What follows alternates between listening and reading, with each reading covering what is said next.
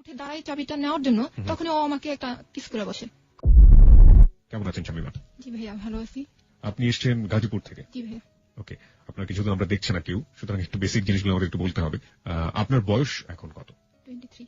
আপনি একটু জোরে বলবেন প্লিজ, কারণ 23 বছর বয়স, তাই তো? আচ্ছা, আর আপনি কি করছেন, মানে কোনো পড়াশোনা করছেন? না ভাইয়া, আমি এখন আর কিছুই করতেছি না, বাসায়। আচ্ছা, বাসায় থাকেন আপনি। আপনারা কয় ভাই বোন? 2 ভাই 2 বোন, আমি সবার বড়। আপনি সবার বড় এবং আপনারা 2 ভাই 2 বোন। ঠিক আছে, আপনার জীবনের গল্পে আমরা যাই, তবে যাবার আগে একটু আমরা জানতে চাই যে আপনার বাবা কি কোনো কাজ করেন বা জব করেন? হ্যাঁ ভাইয়া, আমার বাবা একটা সরকারি চাকরি করে, হচ্ছে বাংলাদেশ সমরাস্ত্র কারখানাতে। বাংলাদেশ সমরাস্ত্র কারখানাতে। আর আপনার মা? আমার মা গৃহিণী। আপনার মা হাউস ওয়াইফ। ওকে, চলুন আপনার জীবনের গল্প আমরা শুনবো এবং খুব মনোযোগ দিয়ে শুনবো আশা করছি। কোথা থেকে আপনি শুরু করতে চান? ভাইয়া, আমি শুরু করবো ক্লাস 4 এ, যখন আমি পড়ি ক্লাস 4। আমরা তখন নানির বাড়িতে থাকি। ক্লাস 4 এ? হ্যাঁ, নানির বাড়িতে থাকি। তো আমার দাদুর জোরাজোরিতেই আমার বাবাকে দেশের বাইরে পাঠানো হয়। চাকরি থাকা অবস্থাতেই দেশের বাইরে পাঠানো হয়। আমার মামারা যে দেশের বাইরে থাকে, তার জন্য বলা হয় যে তাদের মেয়ের জামাইকে কেন নেওয়া হচ্ছে না। তো একটা জোরপূর্বক, আমার বাবার কোনো ইচ্ছাই ছিল না এখানে। তো অনেক টাকা ধার করে তারপর যাওয়া হয় সৌদি। সেখানে 3 মাস 7 দিন থেকে চলে আসছে আপনার বাবা। হ্যাঁ, চলে আসছে টাকা পয়সা মাইটার খেয়ে। আসার পরে যেটা হয়েছে যে চাকরিটা নিয়ে অনেক ঝামেলা সৃষ্টি হয়েছে, যে 1 মাস 7 দিন পার হয়ে গেছে। 3 মাস 7 দিন, 3 মাস 7 দিন পার হয়েছে। তার আগে আপনার বাবা চাকরি করতেন? হ্যাঁ, চাকরি করতেন। এবং ওখান থেকে ছুটি নিয়ে 3 মাসের ছুটি নিয়ে চলে গেছে। তো 7 দিন যেহেতু পার হয়ে গেছে, সরকারি চাকরি, তো লাল কালি একটা পড়ে গেছে। কেন গিয়েছিলেন মূলত বিদেশে? বিদেশে গেছে ছেলে মেয়ে 4 জন, ভাবলো যে হয়তো বা গেলে উন্নতি করতে পারবে, আর ছেলে মেয়েও ভালোভাবে থাকতে পারবে, পড়াশোনা করাবে। আচ্ছা। আম্মু অনেক টাকা পয়সা ধার করে বিদেশ পাঠালো। 3 মাস 7 দিন থেকে চলে আসলো। তারপর এসে অনেক কষ্ট করে, মানে আমার যে আব্বুর বস আছে, ওনাদেরকে ধরে টরে যে চাকরিটা আবার নিল। তো চাকরি করতেছে এর মধ্যে একদিন আমাদের পড়াশোনা নিয়ে, আমরা 2 ভাই বোন, আমার ইমিডিয়েট ছোট যেটা, ওটা আর আমরা এত বেশি টেলিভিশন দেখতাম নানুর বাড়িতে। এটা নিয়ে আন্টির সাথে আমার আব্বুর ঝগড়া লেগে আমাদের কোয়ার্টার নিয়ে ফেলে, মানে আমরা যে সরকারি কোয়ার্টার, ওই কোয়ার্টার নিয়ে ফেলে। তো 2 ভাই বোন নিয়ে আব্বু আম্মু ওখানে উঠলো। তখন আমি ক্লাস 5 এ পড়ি। হ্যাঁ, ক্লাস 5 এ। ক্লাস 7 এ যখন উঠি, তখন আমরা বাসা চেঞ্জ করি। যেহেতু ফ্যামিলিতে একটা অর্থনৈতিক সমস্যা ছিল, তার জন্য আমাদের বাসায় একটি লজিং রাখা হয় একটা ছেলেকে। ছেলেটির নাম হচ্ছে জুয়েল কাউসার, আব্দুল্লাহ কাউসার জুয়েল। আমার আম্মু বেশিরভাগ সময় বাইরে থাকতো, যেহেতু অনেক টাকা ধার হয়ে গেছে। আমি একটু পরিষ্কার করতে চাই, ছেলেটাকে লজিং নিয়ে আসলো আপনার বাবা? না, বাবা না। তাহলে আমার একটা ভাইয়া ছিল, দূর সম্পর্কে এক ভাইয়ার সাথে পড়তো, আই মিন ফ্রেন্ড। ওই ভাইয়ার মাধ্যমে আসা। তো আম্মু আর কিছু বলেনি যে উঠাও বা উঠো। হঠাৎ একদিন বগুড়া থেকে বেডিং পত্র নিয়ে আমাদের বাসায়। বগুড়া থেকে? হ্যাঁ, বগুড়া থেকে। তো আমরা একটু অবাক, আম্মু একটু অবাক, কি ব্যাপার। আমরা 3 ভাই বোন আর আব্বু আম্মু এক রুমে, আর একটা রুম ভাড়া দেওয়া হলো, মানে সরকারি কোয়ার্টারের মধ্যে। হ্যাঁ, সরকারি কোয়ার্টারের মধ্যে। এটা কিন্তু কোনোভাবেই নিয়ম ছিল না। ও যখন ইন্টার ফার্স্ট ইয়ার ভর্তি, তখন আমি ক্লাস 7 এ। আমাদের সাথে এমন ভাবে মিশছে, মানে আমার আম্মু নিজের ছেলের চেয়েও বেশি এরকম ভাবে মিশছে আমাদের সাথে। মিশতে হঠাৎ করে একদিন বললো যে আমি আপনাদের সাথে ঈদ করবো। তো আমার আম্মু বললো যে ঈদ করবা তোমার বাবা মা রেখে, এটা কেমন দেখায়, তুমি এখানে ঈদ করবা? বলো না, আব্বু আম্মু কিছু বলবে না, এখানে ঈদ করবো। আমাদের সাথে ঈদ করলো। তো ঈদ করলো আমাদের সাথে, সারাদিন বাসায় ছিল না, কিন্তু আর কি রাতটা আমাদের এখানেই ছিল। এইভাবে কাটতে কাটতে যখন আমি ক্লাস 8 এ বার্ষিক পরীক্ষা দিব, এমনকি রান্নাঘরে গিয়েও সে ভাত নিয়ে খাইতেছে এরকম। তারপর যখন ক্লাস 8 এ আমি বার্ষিক পরীক্ষা দিলাম, তখন হঠাৎ একদিন ও ভিতর রুমে, মানে ও তো থাকে বাইরের রুমে, আমি ভিতর রুমে ঘর মুছতেছিলাম। ও হঠাৎ ওর রুমটা তালা দিয়ে চাবিটা দেওয়ার জন্য আমার রুমে আসে। তো ও, মানে আমি যখন উঠে দাঁড়াই চাবিটা নেওয়ার জন্য, তখন ও আমাকে একটা কিস করে বসে কপালে। আচমকা। মানে আমি তখন, মানে কি, আমি কিছুই বুঝি নাই কি হইলো। ভাইয়া, তখন তো ভাইয়া বলতাম, যে ভাইয়া এটা কি করলো, আমাকে কিস করলো কেন, এরকম একটা মনোভাব। তো চলে গেল।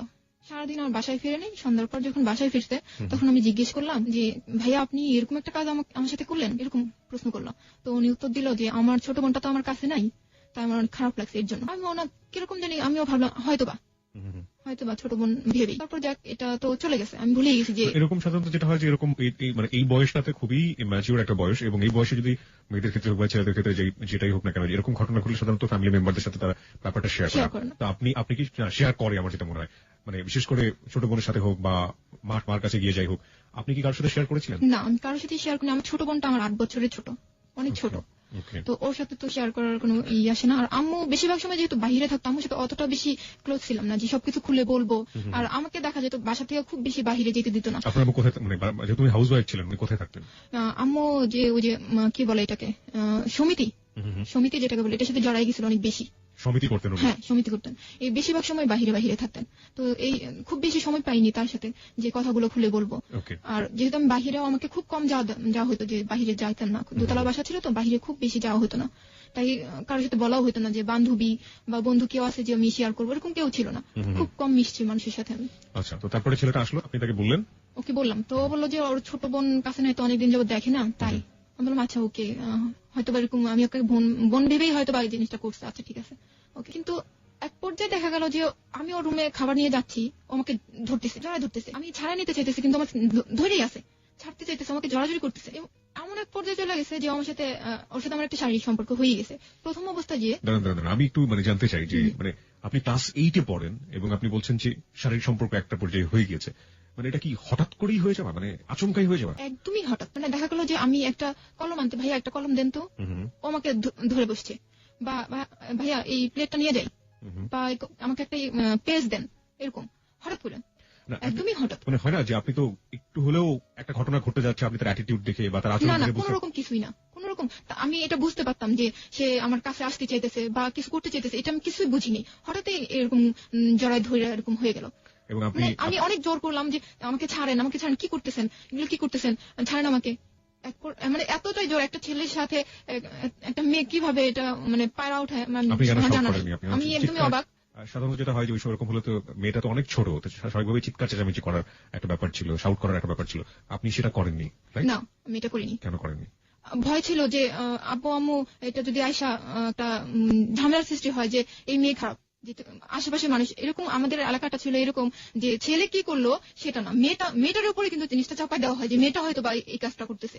তাই আমি চিল্লাচিল্লি, আর এমন হয়তো যে চিল্লাচিল্লি করলে লোকজন আইসা ওরা কিছু বলতো না, বলতো যে এই মেয়েটা এর ঘরে এই ছেলেকে রাখা হয়েছে, এই মেয়েটা নিশ্চয়ই এই কাজটা করছে, বা এই মেয়েটাই খারাপ, এরকম হয়তো। ঘটনাটা আমি যত বুঝতে পারছি আপনার কাছ থেকে শুনে যে এটা একটা ইভেন্চুয়ালি হঠাৎ করে হয়ে যাওয়া, কোনো ইকুয়েশন নাই, কোনো কিছু নাই, আমি একদমই বুঝতে পারিনি, একদমই না যে ও আমার সাথে এরকম করবে, আমি কখনোই চিন্তা করিনি। আপনি তখন ক্লাস 8 এ পড়েন, আর তখন কোথায় পড়ছে? তখন ইন্টার কি ফার্স্ট ইয়ার আর সেকেন্ড ইয়ার? হ্যাঁ, সেকেন্ড ইয়ার। সেকেন্ড ইয়ারে পড়ছে, ইন্টার সেকেন্ড ইয়ারে পড়ছে জুয়েল, এবং শামিমা তখন ক্লাস 8 এ। ওকে, তারপর কি হলো? তারপর আমি তো কান্নাকাটি করতেছি খুব, আমাকে এরকম করলেন কেন আপনি? তো কান্নাকাটি করার পর আমাকে বোঝালো যে কান্নাকাটি করো না, এটা হঠাৎ করে হয়ে গেছে, টেনশন করার কিছু নাই। আমি তো একা একা খুব কান্নাকাটি করি, চিন্তা করি যে আমার সাথে কি হইলো। তারপর একের পর এক যখনই ও দেখতেছে যে আমার ফ্যামিলির কেউ নাই বা আমি একা, তখনই আমাকে ধরার চেষ্টা করছে, তখনই আমার সাথে একটা সম্পর্ক তৈরি করে জোর করে।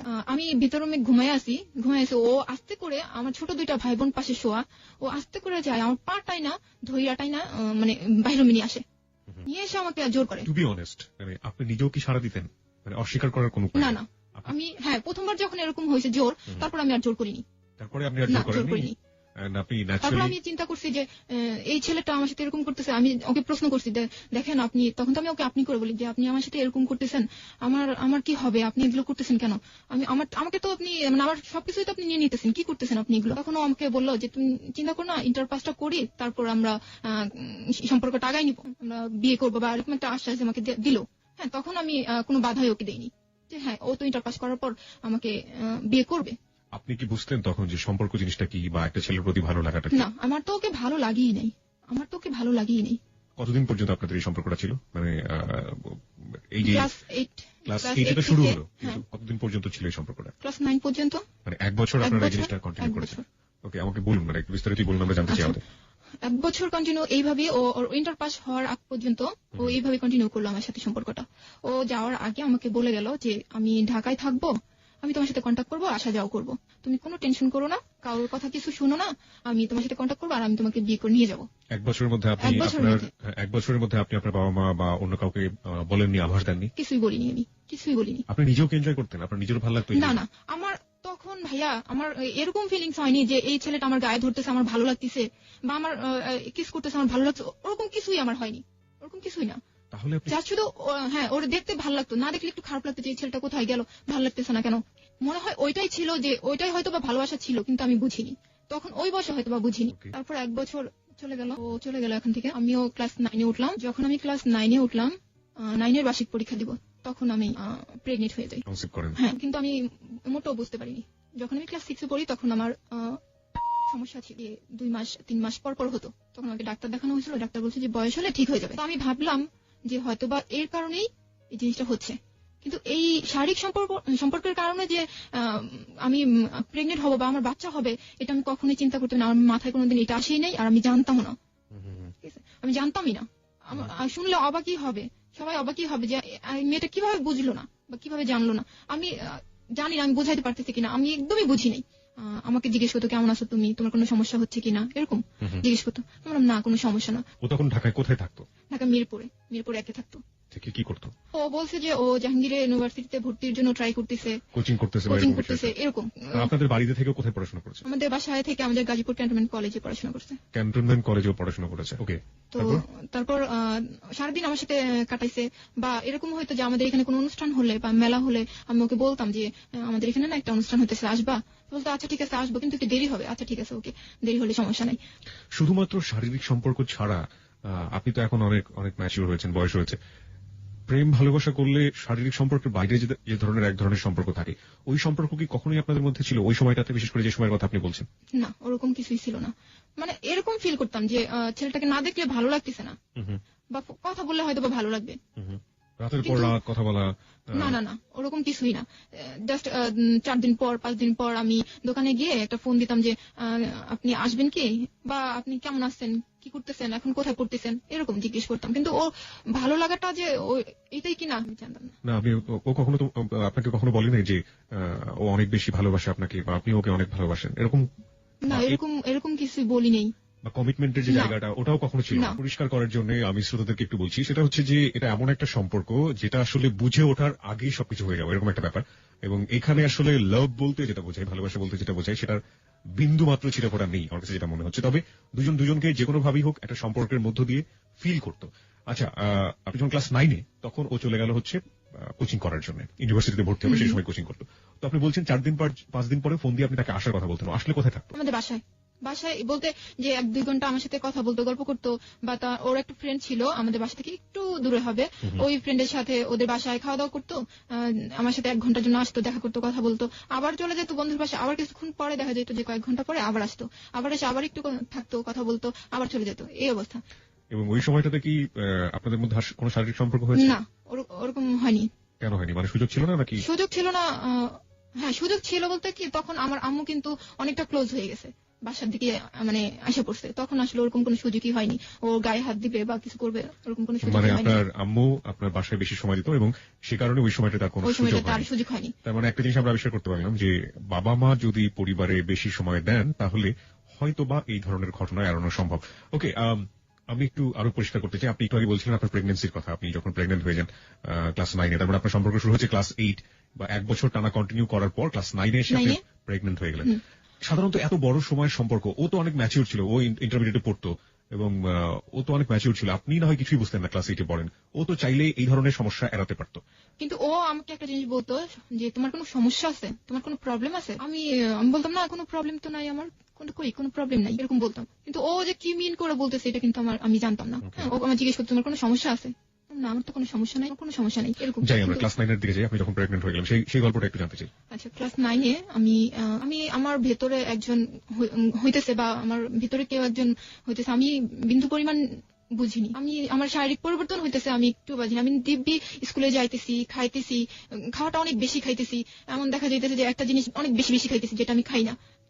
এরকম আমার অনেক পরিবর্তন হইতেছে, আমি কিছুই বুঝতেছি না যে আমি লেবুটা এত বেশি খাইতেছি কেন, আমি কেন করতেছে, বা আমার যে হইতেছে না, সেটাই আমি ভাবতেছি যে আমার হয়তো ওই রোগটা ছিল, অসুখটা ছিল, এর জন্য হয়তো বা হইতেছে না। আমি মনে মনে রাখতেছি, আমি কাউকে বলিনি। আমার ক্লোজ একটা বান্ধবী ছিল, ওকেও আমি কখনো এই কথাটা বলিনি, কারণ আমি বুঝতেছি কি যে হয়তো বা এর জন্যই, এই অসুখটার জন্যই হয়তো বা 2003-এর জুলাই মাসে 15 তারিখে সবার কাছে জানাজানি হয়ে গেল যে আমি প্রেগনেন্ট। কিভাবে হলো? গাছে উঠতে পারতাম, অনেক গাছে উঠতে পারতাম আমি। তো পেয়ারা খাওয়ার জন্য গাছে উঠছিলাম। গাছে ওঠার পর আমার একটা পাশের এক আন্টি আমাকে দেখছে যে আমার শরীরটা অনেক মোটা হয়েছে, বা আমার পেটটা অনেক উঁচা লাগতেছে, এরকম। তো আন্টিটা আবার আমার আম্মুকে মাঠে হাঁটতে গেছে। তো আন্টিটা বলতেছে আমার আম্মুরে যে ভাবি, আপনার মেয়ের কোনো পরিবর্তন খেয়াল করছেন আপনি? তো আমার আম্মু বলছে না তো, আমি তো কিছু খেয়াল করিনি, কি সমস্যা বলেন কি। আপনি ওকে জিজ্ঞেস করেন যে ওর ঠিক মতো হচ্ছে কিনা। আমার আম্মু তখনই বাসায় আসছে, বাসায় এসে আমাকে জিজ্ঞেস করছে যে তোমার কি ঠিক মতো হইতেছে। তখনও বলতেছে হ্যাঁ আম্মু হইতেছে। তখন বলছে না, তোমার হইতেছে না, তুমি আমার কাছে সব খুলে বলো। তখন আমি বলি না, তখন আম্মু বাধ্য হয়ে আমার সেই ক্লোজ বান্ধবীকে খবর দিছে যে তুমি এখনই আমার বাসায় আসো। তো আমার বান্ধবীটা আসে, আমার বান্ধবী আমাকে দরজাটা আটকে আমাকে জিজ্ঞেস করে যে তোমাকে সব খুলে বল, কি হয়েছে তোর সাথে কি হয়েছে। তারপর আমার বান্ধবী এত জোর করতেছে, তারপর আমি বলি না যে আমার সাথে এই হয়েছে। তারপর যখন ও আমার খুব এত হয়ে ইমোশনাল হয়ে আমাকে বলছে যে দেখ শানু, তোর অনেক প্রবলেম হবে, তুই আমাকে সব খুলে বল। আমি আর রাখতেই পারি না নিজের ভেতরে, জোরে ওকে জড়ায় ধরে বলে ফেলছি, হ্যাঁ মৌসুমী আমার সাথে এই হয়েছে, আমাকে এই হয়েছে। তখন ও জিজ্ঞেস করতে কোন ছেলে বল, কোথাকার ছেলে। তখন আমি ওর নামটা বললাম। ও পুরো আমাকে। তখন আপনার কয় মাস চলছিল এটা? তখন আমার 5 মাস শেষ। 5 মাস শেষ? 5 মাস পর্যন্ত আপনি নিজের মধ্যে এটা গোপন করে রাখছি। আচ্ছা, তারপর যখন এটা আমি কখন বুঝতে পারছি যে আমার ভেতরে একজন হইতেছে, যখন আমার জিনিসটা আমার ভেতর নড়তেছে, যে কেউ আমাকে লাথি দিতেছে বা আমার এক সাইডে উঁচা হইতেছে, এক সাইডে নিচা হইতেছে, যখন আমি বুঝতে পারতেছি যে আমার ভেতরে কিছু একটা হয়েছে, আমি তখন জুয়েলকে ফোন দিই যে আপনি কি একটু আসতে পারবেন, আপনার সাথে আমার ইম্পর্টেন্ট কথা আছে। 5 মাস পর? হ্যাঁ। তখন ও আমাকে বললো যে আমার 18 তারিখ পরীক্ষাটা দেই, তারপর আসি। আমি বললাম আচ্ছা ঠিক আছে, 18 তারিখ আসলেই সামনাসামনি বলবো যে আমার তো এই প্রবলেম, আমি কি করবো। এর আগে 15 তারিখে তো এই ঘটনা সবাই জেনে গেল। আমার বান্ধবী আমার আম্মুকে ডেকে বললো যে আন্টি এই অবস্থা। আমার আম্মু তো তখনই শেষ। আমার আম্মু তখন কি বেঁচে আছে না কি কিছু বুঝতে না, এমন কান্না করতেছে আর কি করবে, আমাকে বকাও দিতে পারতেছে না, পুরো পাগলের মতো হয়ে গেছে। তখন আমাদের দোতলায় একটা আন্টি ছিল, আন্টিটা ছিল আবার অ্যাডভোকেট। তো ওই আন্টিকে ডাকার পর বলে যে আমার সাথে একটু চলো, মার্কেটে চলো, ফোন দিতে হবে এক জায়গায়, আমাকে সহই, আমি সাথে ছিলাম, আমাকে সহই মার্কেটে নিয়ে যেয়ে ফোন করলো ওর কাছে, জুয়েলের কাছে ফোন করলো যে আমাকে আম্মু আর আন্টি যা যা শিখাই দিছে আমি তাই ওকে বললাম যে তুমি কি আসবা, তুমি কালকের মধ্যে আসো, তুমি কালকের মধ্যে আসবা। আম্মু শিখাই দিল যে বলো যে আমি প্রেগনেন্ট, তুমি কি আমাকে বিয়ে করবা কি করবা না, যদি বিয়ে করো তাহলে কালকে আসো। আপনার আম্মু আপনাকে এই কথা বললো ওই ছেলেকে বলার জন্য যে তুমি আসো। তারপরে যখন ও আমার কথায় সাই দিতেছে না, তখন আমার ওই আন্টিটা ফোন নিয়ে বললো যে দেখো জুয়েল, ও তো নাছরবান্ধা, ও বললেন আমার পরীক্ষা আমি আসতেই পারবো না, পরীক্ষা আমি আসতে পারবো না। একই কথা, আমার বাসায় তো পুরো একদম অন্ধকার। আমার আব্বুরে বললো, আমার আব্বু আমাকে সবচেয়ে বেশি 4 ভাই বোনের মধ্যে সবচেয়ে বেশি ভালোবাসে। সে জায়নামাজ থেকে এক বিন্দুর জন্য উঠে নাই, শুধু আল্লাহর কাছে একটা দোয়া করছে আমার মেয়ের কোনো সর্বনাশ, কোনো ক্ষতি যেন না হয়, এই ছেলে যেন আশা পড়ে, এরকম একটা। ওখান থেকে উঠিনি, জায়নামাজ থেকে উঠিনি আমার আব্বু। তো আমাকে আমার আম্মু আরো অনেক কিছু ডিটেল জিজ্ঞেস করলো যে তুমি কবে এগুলো করছো, কেন করছো এই। তখন আমি বললাম যে আম্মু আমি তো আসলে আমার সাথে এরকম হয়েছে। আমাকে বলছে তুমি বলোনি কেন, আমার কাছে কেন বলোনি, মা হইতেছে সবচেয়ে কাছের বন্ধু, তুমি কেন আমাকে বলোনি। তখন আসলে আমি কিছুই বলিনি, আমি শুধু কান্না করছি, কিছুই বলিনি, কিছু বলতে পারিনি। তারপর পরের দিন সকালবেলা আমার সিঁড়ির যে মুরব্বীরা আছে এদেরকে আমার বাবা ডেকে এই ঘটনাটা বললো যে এরকম একটা ঘটনা, এখন আপনারা যদি হেল্প না করেন তাহলে আমি একা কিছু করতে পারবো না। তখন আমাদেরকে ডাকছিল আপনার আব্বু ডেকে। কাকে ডেকেছে? আমাদের সিঁড়িতে যে মুরব্বীরা থাকে, সিঁড়ি মানে হচ্ছে আপনাদের বিল্ডিং? হ্যাঁ বিল্ডিং এর যে আঙ্কেলরা আছে তাদেরকে ডাকলো। এর মধ্যে যে আন্টির কথা বললাম, ওই আন্টির আব্বু ছিল একটু উপরের লেভেলে। তো ওনাকে আমি নানা ডাকতাম। তো ওই নানাকে আগে বলা হয়েছে যে আপনি একটু সিঁড়ির লোকজনকে নিয়ে একটু আমার বাসায় আসেন, আমার বাসায় একটা প্রবলেম হয়েছে। তো ওনারা আসার পর পরামর্শ করে যে কি করলে কি করা যায়। তখন ওই নানাটা বললো যে ঠিক আছে, আমি এটা অফিসে যাওয়ার পর অফিসে আমাদের যে বস আছে ওদেরকে জানাবো এবং কিভাবে কি করা যায় সেটা আমরা দেখতেছি। এবং সেই লোকজনই একটা দায়িত্ব নিল যে কিভাবে এই মেয়েকে কি করা যায়। তো আমাকে আমার নানা অনেক কিছু জিজ্ঞেস করছে যে তুমি কি ও কি তোমাকে কোনো চিঠি দিছে বা ও লিখছে, এরকম কোনো কাগজ আছে। তো আমি বললাম হ্যাঁ আছে, আমার কাছে এরকম কাগজ আছে। তো আমাকে দেখাইতে বললো। পর আমি সব দেখাইছি যে এই ডায়েরিতে এত ডেট গুলা লেখা আছে যে ও কোনদিন আসছে আমার এখানে। তারপর আমাকে একটা চিঠি লিখছে, এগুলা দেখালাম। চিঠি লিখতো আপনার কাছে? হ্যাঁ চিঠি লিখতো আমার কাছে। কেন, কি ধরনের কি ভাষা থাকতো চিঠিতে? চিঠিতে ভাষা ছিল এরকম যে পড়াশোনা করো, ভালোভাবে পড়াশোনা করো, টেনশন করো না, নিজের যত্ন নাও। আর ছিল এরকম যে আই লাভ ইউ, এই এতটুকুই, এগুলাই ভালোবাসার কথাগুলা লেখা ছিল এরকম। চিঠিগুলা অনেকদিন এরকম ছিল না যে লেখা পোস্ট করলাম তারপর আসলো, এরকম না। ও যখন আসতো ও একাই আমার রুম থেকে কাগজ কলম নিয়ে আমার জন্য লিখতো, লিখে আমার কাছে দিত, আমার রুমে বসে আমাকে চিঠি লিখে আমাকে দিত এরকম। কিন্তু যে ও চলে গেছে ওখান থেকে চিঠি দিতে এরকম না। তো কতগুলো চিঠি ছিল এরকম আপনার কাছে? 3-4টার মতো। তো নানারা সবাই পরের দিন করলো, অফিসে গেল এবং আমাদের যে ছিল কমান্ডেন্ট ছিল ওখানে জানালো যে আমাদের অর্ডিন্যান্সের এক চাকরিজীবীর মেয়ের সাথে এরকম একটা ঘটনা ঘটছে। তো ওনারা সিদ্ধান্ত নিল যে এখন কি করা যায়। ছেলে কোথায়? ছেলে তো বগুড়ায়। মানে তখন মিরপুরে ছিল, আপনি বলছিলেন কোচিং করছে। ও না, বগুড়া চলে গেছে। ও যখন জানতে পারছে যে আমি প্রেগনেন্ট, তখন ও ঢাকায় পরীক্ষা না দিয়ে চলে গেছে বগুড়ায়। পরীক্ষাটা অ্যাটেন্ড করেনি, চলে গেছে। তারপর আমাদের ওখান থেকে আমাদের যে স্যার আছে উনি একটা চিঠি লিখলো যে এই চিঠির মাধ্যমে ওই চিঠিটা ওই বগুড়া থানায় দিলেই তোমাকে তারা হেল্প করবে, হেল্প করবে, ওখান থেকে লোক যে ওকে নিয়ে আসবে এবং ও মেয়েটাকে বিয়ে করতে বাধ্য, এরকম। তো 5 জন ছিল আমাদের সিঁড়ির 5 জন মিলে, আমার আব্বু যায়নি, 5 জন মিলে এই চিঠিটা নিয়ে চলে গেল। চিঠিটা এই মুহূর্তে আমার কাছে আছে, আমি একটু সামারি পড়তে চাই, চিঠিটার সারমর্ম পড়তে চাই। এটা মূলত এখানে আসলে যেভাবে লেখা হয়েছে, প্রথমে সালাম দেওয়া হয়েছে, দ্বিতীয়ত লেখা আছে যে উল্লেখ করা যাচ্ছে যে মোহাম্মদ আব্দুল্লাহ আল কাউসার জুয়েল, আপনি যার কথা বলছিলেন, পিতার নাম পড়বো না আমি, গ্রাম কোনটা পড়বো না, ডাকঘর পড়বো না, থানা পড়বো না, জেলা গাইবান্ধা। কেন বগুড়ার কথা আপনি বলছেন? না, গাইবান্ধা জেলা। ওর আব্বু যেহেতু সরকারি চাকরি করতো সেই জন্য ওদের কোয়ার্টারটা ছিল, মানে বাসা ভাড়া নিয়ে যে থাকতো ওটা ছিল বগুড়া। শিক্ষাবর্ষে গাজীপুর ক্যানবোর্ড কলেজের ছাত্র ছিল। ওকে, উক্ত কলেজের ছাত্র হিসেবে সে বাংলাদেশ সমরাষ্ট্র কারখানার কর্মচারী, আপনার বাবার নাম, এবং আপনার বাসায় লজিং থাকতো। বাসায় লজিং থাকার সুবাদে সে অমুকের অপরিণত 14 বছর বয়স্কা মেয়ে শামীমা সুলতানা শানু, আপনার ডাকনাম, এর সাথে সখ্যতা গড়ে তোলে এবং মেয়েটিকে এক সময় তার লালসার শিকারে অন্তঃসত্ত্বা হয়ে পড়ে। বিষয়টি জানাজানি হলে জুয়েল মেয়েটিকে বিবাহ করার প্রতিশ্রুতি দিয়ে বাড়ি যায়, কিন্তু তারপর থেকে জুয়েলের আর কোনো খবর নেই।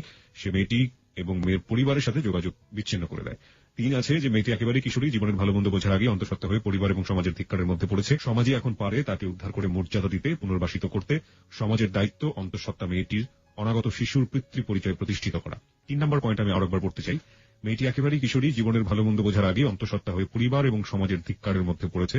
সমাজে এখন পারে তাকে উদ্ধার করে মর্যাদা দিতে, পুনর্বাসিত করতে। সমাজের দায়িত্ব অন্তঃসত্ত্বা মেয়েটির অনাগত শিশুর পিতৃ পরিচয় প্রতিষ্ঠা করা। এই পয়েন্ট আমি 2 বার পড়েছি, তার পেছনে যথেষ্ট কারণ আছে, সেটা আমি একবার অনুষ্ঠানের শেষে বলতে চাই। 4, পত্রবাহক বাংলাদেশ সমরাস্ত্র কারখানার কর্মচারী, তার অনাগত শিশুর পিতৃ পরিচয় প্রতিষ্ঠা করার মান সেই আপনাদের সাহায্যে সহায়তা প্রার্থী। আপনারা অবশ্যই আপনাদের সুনাম এবং মর্যাদার প্রভাব খাটিয়ে বিষয়টি ধর্মীয় সমাধানে ব্রতী হবেন। আর পরে যিনি পাঠিয়েছিলেন বা প্রাতিষ্ঠানিকভাবে তার কাগজে সিল সাপোর্ট এবং সাইন। ওকে, এটা একটা খুবই ভালো কাজ করেছে, ছেলেটিকে নিয়ে আসার জন্য একটা প্রশাসনিক উদ্যোগ নেওয়া হয়েছে, খুবই প্রশংসার কাজ, এবং এক্ষেত্রে আপনার বাবা যে চিন্তা ভাবনাটা করেছিলেন সেটা নিঃসন্দেহে প্রশংসার দাবিদার। তারপর কি হলো? তারপর এখান থেকে 5 জন চলে গেল ওখানে প্রথমে ওদের বাড়িতে উঠেনি, প্রথমে সোজা মানে থানায় চলে গেছে। থানা থেকে এই চিঠিটা দেখানোর পরে ওনারা থানা থেকে লোক পাঠায় যে ওনাদের সাথে যাওয়ার জন্য ওদের বাড়িতে। তো পুলিশ সাথে চলে গেল ওদের বাড়িতে যাওয়ার পর প্রথমেও ছিল না, ওর বাবাকে বলল যে আপনার ছেলে, এই চিঠিটা দেখানো হলো যে আপনার ছেলেকে হাজির করেন, আপনার ছেলে এরকম একটা কর্ম করছে, এটার সমাধান দিতে হবে। যখন চাপ দেওয়া হলো তখন ওনার ছেলে বাসায় আসলো। বাসায় আসার পরে মানে কি ওই বগুড়াতে বাসায় আসলো? বগুড়াতে বাসায় আসলো। বাসায় আসার পর আমাকে একটু জানাবেন ওনার বাবা কি করতেন? ওনার বাবাও কি মানে? ওনার বাবা হচ্ছে আপনার সরকারি চাকরিজীবী, এগ্রিকালচার অফিসার, কোয়ার্টারে থাকার কথা, বাট উনি হচ্ছে বাসা ভাড়া নিয়ে থাকে। বাসা ভাড়া নিয়ে থাকে? ভাড়া নিয়ে থাকে। ওকে। তো ওখানে ছেলে হাজির হইলো। তো ওকে ওর বাবা মা বললো যে তুমি সমাধান করে আসো, তুমি সমস্যা তৈরি করছো, সমাধান করে আসো।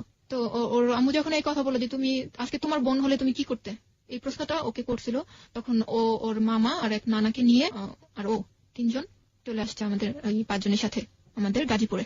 আপনাদের এখান থেকে 5 জন গিয়েছিল? হ্যাঁ, 5 জন গিয়েছিল, এবং 5 জনই খুব উঁচু লেভেলের লোক গিয়েছিল। তারপর চলে আসছে তখন রাত 1টা বাজে, আসছে 1টা বাজে। তখনই আমার আগেই ফোন করে দেওয়া হয়েছে যে ওদেরকে নিয়ে আমরা আসতেছি। তো এদিকে কাজী টাজি সবই ঠিক করা ছিল, আমাদের বাসায় ওদের ওখান থেকে লোকজন আসবে সেই প্রিপারেশনও নেওয়া হয়ে গেছিল, যে থাকা খাওয়া সবই ঠিক হয়ে গেছিল। তো রাত্রে যখন আসলো, প্রথমে আমাদের রুমে উঠায়নি, দোতলা যে আন্টির কথা বললাম আমি, যে নানার কথা, ওনাদের বাসায় উঠানো হয়েছে তাদেরকে। তারপর তাদের সাথে একটা কথা বলা হলো যে এখন তো ছেলেকে, এই মেয়েকে বিয়ে করতে হবে, এখন আপনারা কি করবেন আপনারা, বা কি ওর জন্য কিছু কিনবেন বা কিছু নিবেন? তখন ওর মামা বললো যে হ্যাঁ, ওর জন্য আমরা একটা শাড়ি আর একটা নাকফুল নিয়ে আসবো। আমার এখানে 2টো পয়েন্ট আছে। একটা হচ্ছে এই পত্রে উল্লেখ করা আছে আপনার বয়স 14 বছর, এবং এটা একটা প্রশাসনিক পত্র এবং একটা প্রাতিষ্ঠানিক পত্র। সেই সময়ে তাকে আপনার চিন্তা করা হচ্ছে আপনাকে বিয়ে দেওয়া হবে, এবং আমার বয়স হচ্ছে তখন 14 বছর, যেটা এই পত্রে একদম স্পষ্ট করে উল্লেখ করা আছে। বাংলাদেশ সরকারের নিয়ম অনুযায়ী 18 বছরের নিচে কোনো মেয়েকে বিয়ে দেওয়ার কোনো এখতিয়ার কারণ নেই, এবং প্রাতিষ্ঠানিকভাবে সেটার উদ্যোগ নেওয়া তো একেবারে রীতিমতো অন্যায়। তাহলে এই ধরনের কাজ তারা কোন চিন্তাতে করেছিল, মানে কেন করেছিল, আপনার কি মনে হয়? তখন তো এটা ছাড়া মনে হয় না যে কিছু করা ছিল। তারা এই চিন্তাটা করছে যে বয়সটা যখন আর কি 14 বছর, এটাকে একটা তো সমাধানে নিতে হবে, যে মেয়েটাকে তো বিয়ে দিতে হবে। কিন্তু আচ্ছা ঠিক আছে, আমি বরং এই প্রশ্নটা আমি শ্রোতাদেরকেই করতে চাই, ওকে আসলে প্রশ্নের মধ্যে না ফেলাটাই উচিত হবে, ও বরং ওর জীবনের গল্পটা ভালো করে বলুক আমাদের কাছে। আমি বরং এই প্রশ্নটাই করছি, মানে পুরো সিস্টেমটাকে প্রশ্নটা করছি, যে লেটারটা দিয়ে সে ছেলেটাকে নিয়ে আসা হলো ধরে, সেটা একটা প্রাতিষ্ঠানিক পত্র, এবং সেই পত্রে স্পষ্ট করে উল্লেখ করা আছে বাসায় লজিং থাকার সুবাদে সে জনাব অমুকের অপরিণত 14 বছর বয়স্কা মেয়ের সাথে সখ্যতা করে তোলে এবং এই পত্রের প্রেক্ষাপটে সেখানে গিয়ে প্রাতিষ্ঠানিকভাবেই তাকে ধরে নিয়ে আসা হয়েছে এবং সেই সময়টা বিয়ে দেওয়ার চেষ্টা করা হচ্ছে যখন শানুর বয়স মাত্র 14 বছর, মানে প্রাপ্তবয়স্ক হতে তার আরো 4 বছর বাকি। আচ্ছা, তারপরে কি হলো? তারপর ওর মামা আর ওর নানা মিলে আমাদের এখানকার একটা মার্কেটে গিয়ে একটা শাড়ি, একটা সুতি শাড়ি আর একটা নাকফুল নিয়ে আসলো। নিয়ে এসে তখন আমাদের বাসায় নিয়ে আসা হলো, ওদের দোতলা থেকে নিচে নামানো হলো যে আসেন। তো ওরা বাইরের রুমে ছিল, আমি ভিতর রুমে ছিলাম। বিয়ে পড়ানো হলো। সেখানে যে জিনিসটা হয়েছে যে কাবিন নিয়ে অনেকটা কথা কাটাকাটি হয়েছে, অনেক কথা কাটাকাটি হয়েছে। যে এরকম ছিল যে আমার এখানে যারা আছে, আমার লোকজন, আমার আত্মীয় স্বজন, এরা চাইতেছে যে 5 লাখ টাকা কাবিন হোক। কিন্তু ছেলের যে গার্জিয়ান আছে দুজন, ওরা বলতেছে না, কিছুতেই 5 লাখ টাকা করবো না, আমরা 2 লাখের উপরে কাবিন করবোই না। অনেকটা জোরাজুরি করার পর ওরা যেহেতু আমাদের এখানে আর আমাদের এখানের লোকজনের একটা চাপে ওরা বললো ঠিক আছে, ওকে, বাধ্য হলো করতে। ঠিক আছে 5 লাখ। তারপরে 5 লাখ টাকা কাবিন করে আমার বিয়ে পড়ানো হলো। সেই রাতেই তখন রাত 1টা বাজে। তখন আপনার বয়স 14 বছর, আপনি ক্লাস 9 এ পড়েন, রাইট? হ্যাঁ। তারপর ছেলেটা কিসে পড়তো তখন? ছেলেটা এখনো পড়েনি, ইন্টারমিডিয়েট কমপ্লিট করেছে। তার মানে ছেলেটার বয়স 18 বছর, সর্বোচ্চ 18 বছর। তার মানে সেও কিন্তু প্রাপ্তবয়স্ক হয়নি। এবং এই ব্যাপারগুলো যদি গ্রামাঞ্চলে ঘটে থাকে, আমরা যদি গ্রামাঞ্চলে দেখি এই জিনিসগুলো হয়েছে, ওরা তো ভুল করেছে, ব্যাপারে কোনো সন্দেহ নেই, ওরা দুজনই ভুল করেছে এবং সেটা ব্যাপারে আমরা কোনো মন্তব্যই করতে চাই না। হ্যাঁ, ভুল করেছে, কিন্তু সমাজ, এখানে সমাজের কথা বলা হচ্ছে, সমাজের সাথে বিশাল এক প্রতিষ্ঠান জড়িত, প্রতিষ্ঠানের কথা বলা হচ্ছে, সবকিছু মিলিয়ে যে আসলে কি হলো এটা আপনারা বিবেচনা করে নেবেন, কারণ দুজনই কিন্তু প্রাপ্তবয়স্ক নয়। যাই হোক, তারপরে কি হলো? তারপর আমার আন্টি, মানে যে আন্টির কথা আমি বলতেছি বারবার, ওই আন্টি আমাকে বললো যে তুমি এখন একটু ওই রুমে যাও, জুয়েলের কাছে যাও, কথা বলো। আমি তো খুবই রাগ যে আমি ফোন করছি, আমি আমার আম্মু, আমার আন্টি ফোন করছি, তারপরে ও পরীক্ষায় অ্যাটেন্ড না করে ও মিথ্যে বলে ফাঁকি দিয়ে ও বগুড়ায় কেন চলে গেল? ও যদি আমাকে বিয়ে করবে বলে আশ্বাস দিয়ে ও কেন চলে গেল? এরকম একটা রাগ মনের ভিতর। তখন আমি কিছুতেই ওর রুমে যাবো না, খুবই রাগ, আমি যাবো না, কিছুতেই যাবো না ওর সামনে। ওর চেহারা দেখতে যেন আমার খুব বেশি রাগ হইতেছে, এরকম একটা ভাব, যাবোই না। তখন আমার আব্বু বললো যে শানু তুমি যাও। তখনই আমি আর একটা কথাও বলিনি, গেলাম, রুমে গেলাম। তখন আমার জিজ্ঞেস করছে। আমি যাওয়ার আগে একটু আপনার কাছ থেকে জানতে চাই, প্রত্যেকটা মেয়ের জীবনে, প্রত্যেকটা ছেলের জীবনে বিয়ে ব্যাপারটা অদ্ভুত রকমের একটা স্বপ্নের জায়গা, একেবারে অনাড়ম্বর ভাবে, একেবারে কোন রকম বললেন একটা সুতি শাড়ি, একটা অসামাজিক একটা পরিবেশ, সবকিছু মিলিয়ে এরকম একটা। আপনার ফিলিংস তো এই মুহূর্তে কেমন ছিল? ফিলিংসটা আসলে একটা, আমার ছোটবেলা থেকে যখন থেকে আমি বুঝি যে বউ জিনিসটা যখন আমি বুঝি, তখন মনে হইতো যে বউ সাজবো, একসময় আসবে যে আমি অনেক সুন্দর করে বউ সাজবো। যখন ও একটা সুতি শাড়ি আমাকে দিল, আমি শাড়িটা পরি নাই, আমার উপরে দেওয়া হয়েছিল, মাথার উপরে দেওয়া হয়েছিল, নাকফুলটা আমি পরছি, বাট শাড়িটা যখন আমি মাথার উপরে দিছি, আমার ভেতর থেকে অনেক কষ্ট হইতেছিল, অনেক কাঁদতেছিলাম আমি, যে আমার লাইফে কি হয়ে গেল, আমি কি ভাবলাম, কি হলো, আমি কি করতে চাইলাম, কি হইলো আমার লাইফটা, এরকম একটা কাজ করছে। তারপর রুমে গেলাম, যাওয়ার পর আপনাদের কি বাসর ঘর সাজানো হয়েছিল? না, কিছুই হয়নি, সিম্পল একটা রুম। রুমে যাওয়ার পর ও আমাকে অনেক প্রশ্ন করা শুরু করলো যে তুমি কেন আমাকে বললা না, আগে কেন বললা না, কেন তুমি লুকাইলা, আর আজকে লুকাইছো বিধায় এই অবস্থা হয়েছে তোমার লাইফটা নষ্ট করছো, আমার লাইফটা নষ্ট করছো, এরকম কথাবার্তা। তখন আমার অনেক কষ্ট লাগছে, আমি কিছু না বলেই শুয়ে পড়ছি, চুপচাপ যাই শুয়ে পড়ছি এক সাইডে। শুয়ে পড়ার পর ও বলতেছে যে জানালাগুলো লাগাও। আমি আবার উঠলাম, উঠে আবার জানালাগুলো লাগা আবার ওর সাথে কথা না বলে আবার শুয়ে পড়লাম। তখন ও আমার হাতটা ধরে টেনে, মানে সোফা ছিল, ও সোফাতে বসা ছিল, হাতটা ধরে টেনে সোফাতে বসানোর পর খুব কান্নাকাটি শুরু করে দিল। আমি ওর মুখে দিক তাকায় আছি, আমার মান সম্মান, আমার বাড়িতে পুলিশ গেছে, বাড়িতে মান সম্মান কিছুই রইল না, আমি বাবা মার কাছে ছোট হয়ে গেলাম, আমার বাবা মা আমাকে কি বলবে, আমি কি করলাম, এরকম কথাবার্তা বললো। তো ওর কান্না দেখে আমারও কান্না পাইলো, যে আমরা দুজনেই ভুল করছি, এরকম মনে হলো যে আমরা দুজনেই ভুল করলাম, কেন করলাম আমরা এরকম মনে হইতেছিল তখন। তারপর রাতটা তো এইভাবেই পার হয়েছে। পরের দিন সকালবেলা ওর মামা এবং নানা দুজন চলে যাবে। তো ওর বড় ভাইকে ফোন দিল যে ভাইয়া তুমি আসো, এই দুজন চলে যাক। তো ওর ভাই তারপরে দিন চলে আসলো, আর ওই দুইজন চলে গেল। ওর বড় ভাই আসার পর থেকে শুরু হলো আমাকে বোঝানো। ভাই আসার সাথে সাথে আমাকে বোঝানো শুরু হয়ে গেল যে তুমি, আমি খাটে ওপর বসে আছি, সে একটা টোল ছিল, সুপার যে টোলটা সামনে নিয়ে বসে আমাকে বলতেছে যে তুমি এক কাজ করো, তুমি বেবিটা মিসক্যারেজ করে ফেলো। এটা বড় ভাই প্রথমে আপনাকে বলল? বড় ভাই প্রথমে বলল। তখন আমি একটু অবাক, আমি একবার ওর দিক তাকাইতেছি, একবার ভাইয়ার দিক তাকাইতেছি। তারপর আরো অনেক কিছু বোঝানো শুরু হয়ে গেল যে যদি তোমার এই বেবিটা ছেলে হয় তাহলে দেখা যাবে যে সবার আগে বাবাকে খুন করতেছে, আর যদি মেয়ে হয় তাহলে কখনোই বিয়ে দিতে পারবে না, সবাই তাকে জারজ সন্তান বলবে, বড় হয়ে কোথাও বিয়ে দিতে পারবে না, আর তোমার পড়াশোনাও নষ্ট হয়ে যাবে, আর তোমার হাজবেন্ডের যে এখন একদম মাঝপথ, এই পথেও তোমার হাজবেন্ডের পড়াশোনাও নষ্ট হয়ে যাবে। তারপর কি করতে হবে, যে কামলা দিয়ে খেতে হবে। তখন কি তোমরা ভালো থাকতে পারবে? এরকম আমাকে প্রশ্ন করতেছে, বিভিন্ন রকমের প্রশ্ন করে আপনাকে বোঝানোর চেষ্টা করতেছে। তো আমার হাজবেন্ডও কিন্তু এরকমই কথাবার্তা আমাকে বলতেছে, বুঝাইতেছে, একদিন দুদিন করে বুঝাইতেছে। লাস্ট আমি একটা কথা আমাকে বলা হয়েছিল যে তুমি মেয়ে হলে বিয়ে দিতে পারবে না, মেয়ে হলে তুমি বিয়ে দিতে পারবে না, তাকে জারজ বলা হবে।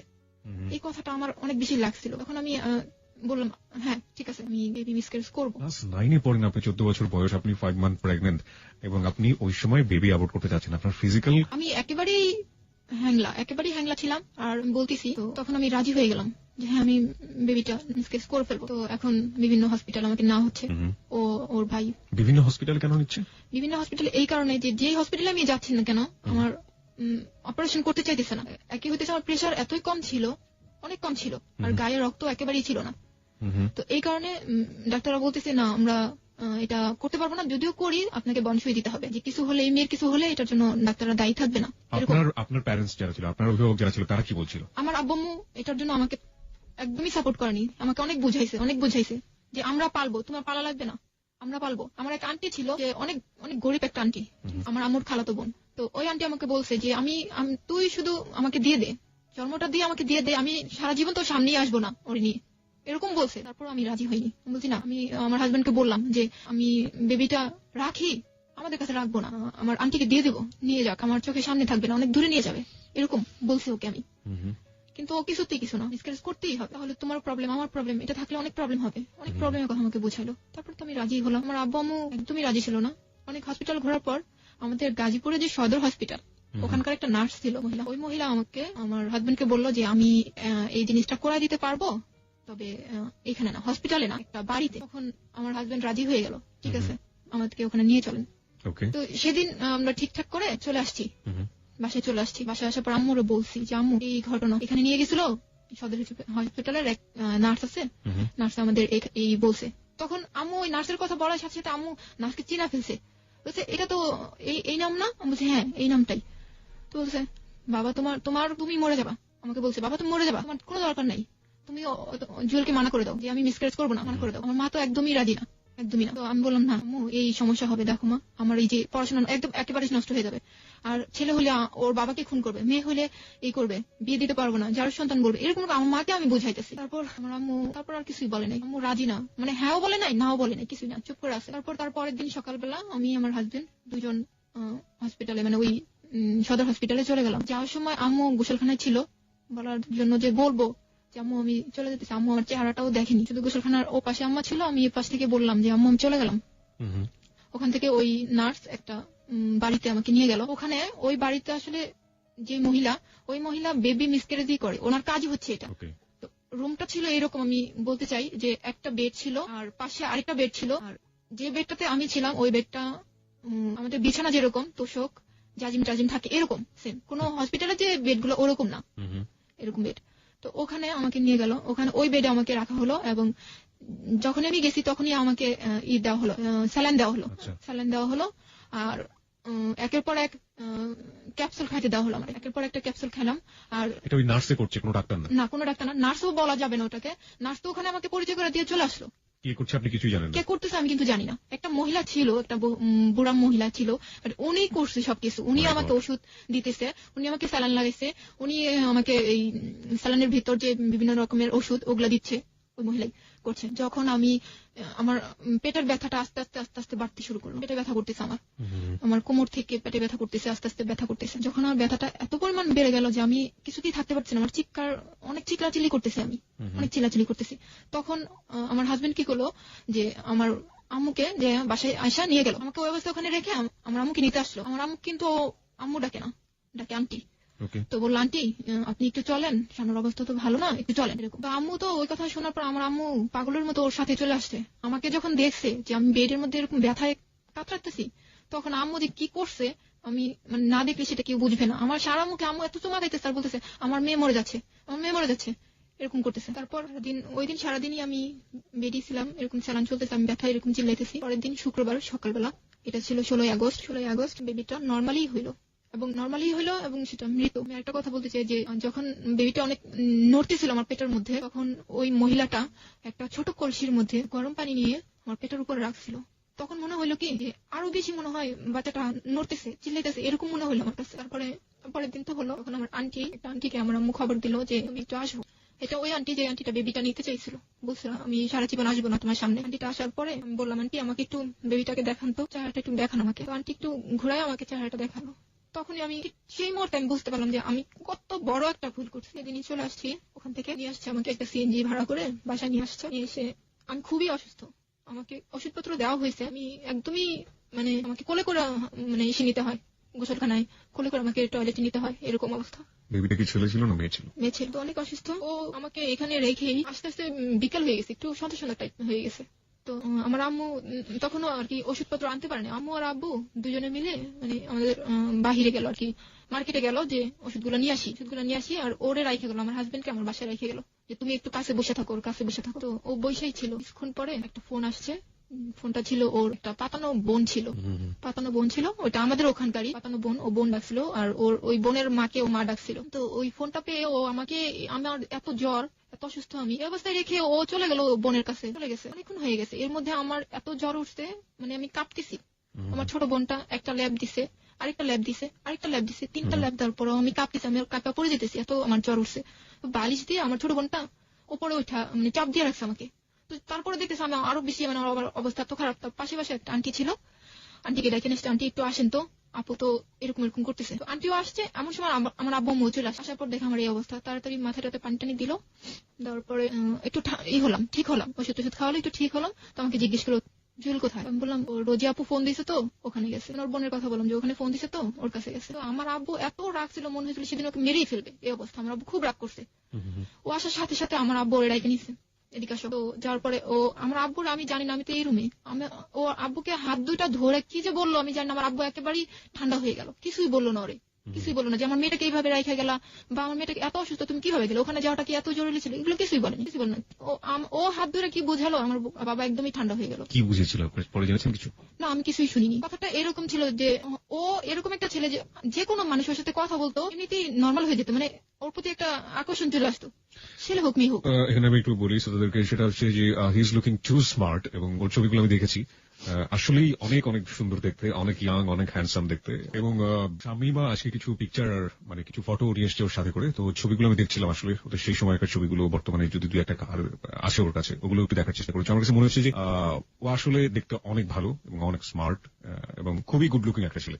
যাই হোক, তারপরে কি হলো? তারপর ও বুঝাইতে যে আব্বুকে বুঝাইতে যে এই রুমে চলে আসলো, খাওয়া দাওয়া করলো, আমাকেও খাওয়াইলো। পরের দিন সকালবেলাও চলে গেল, আমাকে এই অবস্থায় রেখে। আমি অসুস্থ, আমি নিজে কিন্তু নিজে হেঁটে গোসলখানায় যেতে পারি না। ওই বড় যে ভাইটা এসেছিল তিনি কি করলেন? তিনি তো আমাকে যখন বাচ্চাটা মিসক্যারেজ করে ওটার পরেই উনি চলে গেছে, উনি আর থাকিনি, চলে গেছে।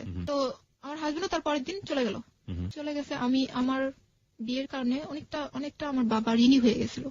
আর আমি যেটা শুনছি যে ঋণীর চাইতে যেটা হয়েছে যে আমাদের সিঁড়ির যারা আমাদেরকে হেল্প করছে তারাই চাইতেছে না যে আমরা এই সিঁড়িতে থাকি বা আমরা এখানে থাকি। আমি এটা পরবর্তীতে শুনছি যে তারাই হয়তো বা চাইতেছে না যে আমরা এখানে থাকি। তার মানে যে বিল্ডিং এর লোকজন ধরে আপনাদের এই আয়োজনটা করে দিল, এখন তারাই চাচ্ছে না যে আমরা এখানে থাকি, ওই বিল্ডিং আপনারা থাকেন। তো আমার আব্বু বলল যে যেহেতু এখানে একটা ঝামেলা হয়ে গেছে, একটা মান সম্মানের প্রশ্ন চলে আসছে, আবার আমি অনেক টাকা ধারের হয়ে গেছে, তাহলে কাজ করো আমরা বাসাটা ছেড়ে দিই, বাসাটা ছেড়ে আমরা বাহিরে একটা বাসা নিয়ে ওখানে থাকি। তো সবার ডিসিশন একই হলো। একটা কথা বলতে চাই ভাইয়া, যেটা আমার সবচেয়ে কষ্টের এই জিনিসটা, যে আমার যে মিনিট ভাইটা, ছোট যে ভাইটা, আমার এই ঘটনার পর আমার সাথে 2 বছর কথা বলেনি, টানা 2 বছর আমার সাথে কোনো কথা বলেনি। তখন ও আমার কাছে, আমাদের বাসাও থাকেনি, নানি বাড়িতে থাকতো। তখন ওর এসএসসি পরীক্ষা চলতেছিল, ও অনেক আমার সাথে একদমই কথা বলেনি, টানা 2 বছর। আমার চেহারা দেখছে দূর থেকে, আমার ওর সাথে কখনো কথা বলেনি। তো আমরা বাসা ছেড়ে দিলাম, ছেড়ে দিয়ে বাহিরে একটা অনেক নর্মাল একটা বাসা নিলাম, অনেক নর্মাল।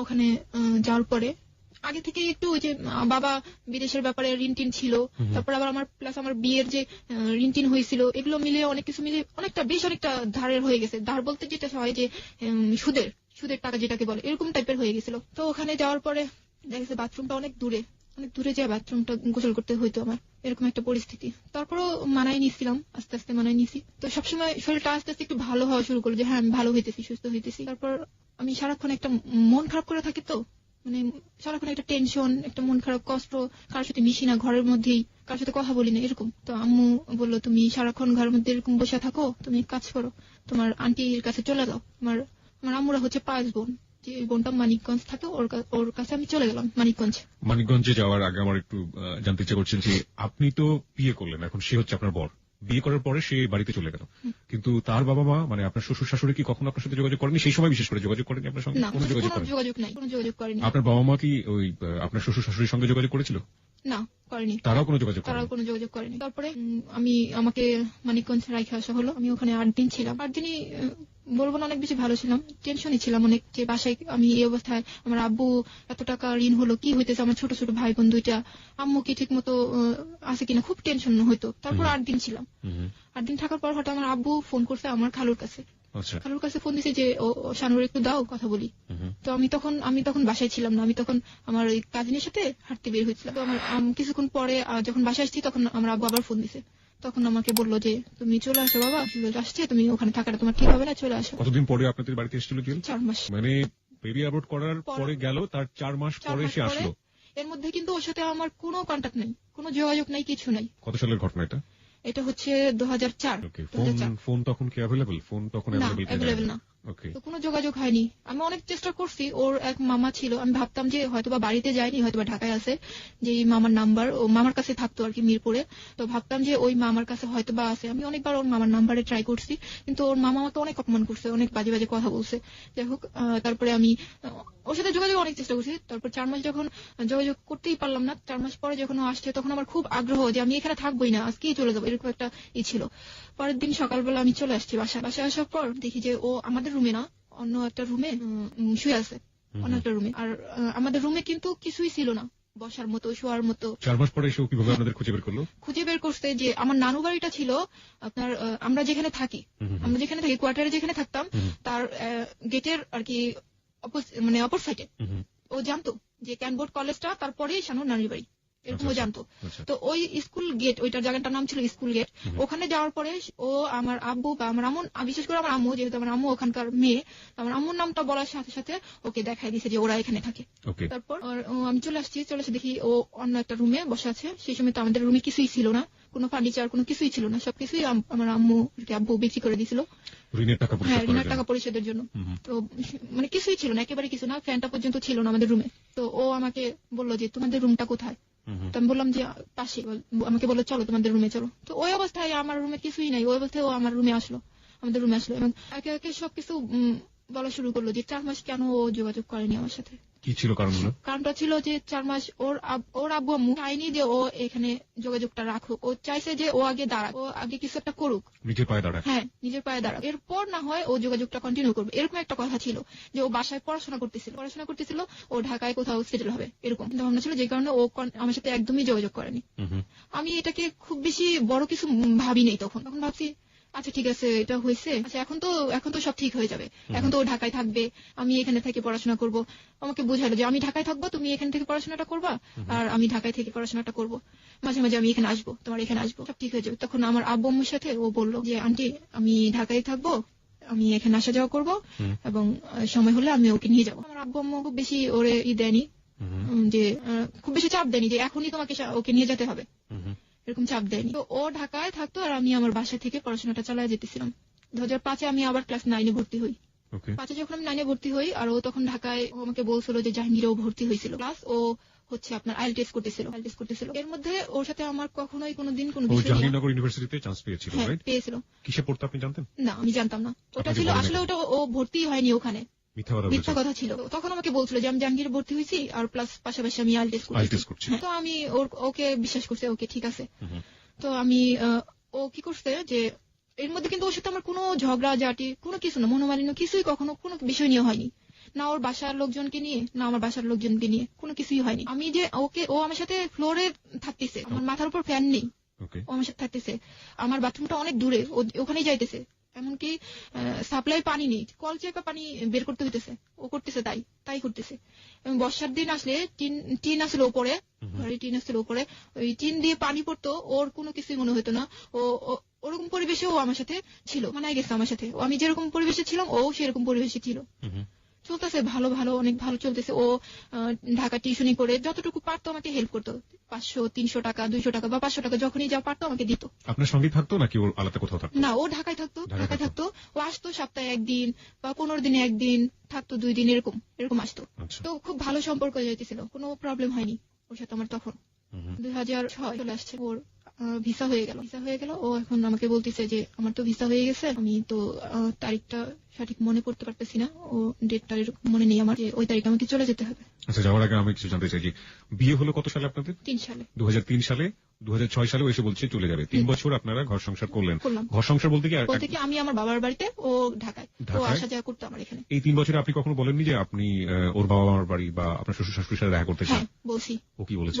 ও বলছে যে দেখো, তুমি এখন যে অবস্থা তোমাদের ফ্যামিলির, এখন আব্বু আম্মুকে আনলে তোমাদের মান সম্মান যাবে, আর আমারও মান সম্মান যাবে। ভালো একটা পরিবেশে যাও, তারপর না হয় আব্বু আম্মুকে আনবো বা যোগাযোগ করাই দিব, বা তখন কন্টিনিউ হবে সম্পর্কটা দুই ফ্যামিলির মধ্যে। এরকম ছিল।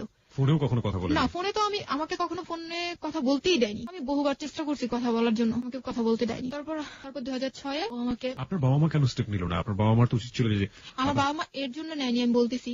যখন ও ভিসা হয়ে গেল, তখন আমার আব্বু আম্মু বলতেছে যে তোমার তো এখন ভিসা হয়ে গেছে, তুমি তো দেশের বাইরে চলে যাবা, তাহলে তুমি মেয়েকে তোমাদের বাড়িতে রেখে যাও।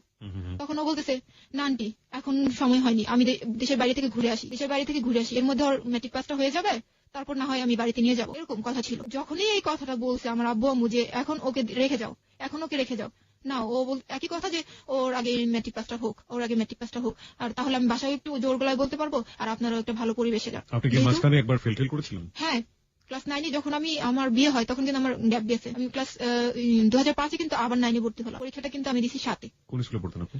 আমি বিও হাই স্কুলে পড়তাম।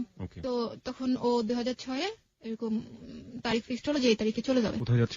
অস্ট্রেলিয়াতে চলে যাবে। তো ও আমাকে যাওয়ার সময় 1200 টাকা দিয়ে গেল, যে তুমি এই 1200 টাকা রাখো, যাওয়ার পরের মাসেই আমি তোমাকে তোমার হাত খরচ পাঠিয়ে দেবো, যেহেতু তোমার সামনে পরীক্ষা। এরকম বললো। খুব অবাক কাণ্ড যে আমি আমার হাজবেন্ডকে, দেশের বাইরে চলে যাচ্ছে, আমি আমার হাজবেন্ডকে এয়ারপোর্ট পর্যন্ত দিতে আসতে পারিনি, আমাকে নেয়নি। ওর ফ্যামিলি, ও বাড়িতে আমার এখান থেকে চলে গেছে 2 দিন আগে আমার সাথে দেখা করে চলে গেছে। তারপর তার 2 দিন পরে ও অস্ট্রেলিয়াতে চলে গেছে, মানে আমার এখানে 2 দিন আগে, তারপর ও বাড়িতে গেছে, বাড়িতে যে ওখান থেকে 2 দিন পরে অস্ট্রেলিয়াতে চলে গেছে। এর মধ্যে ও আমার সাথে এয়ারপোর্টে নেমে আমার সাথে কথা বলছে যে আমি এখন প্লেনে উঠবো, এখনই আমি ভেতরে যাব। এরকম ওর ফ্যামিলি আসছে, সেখানে আমাকে নেয়নি।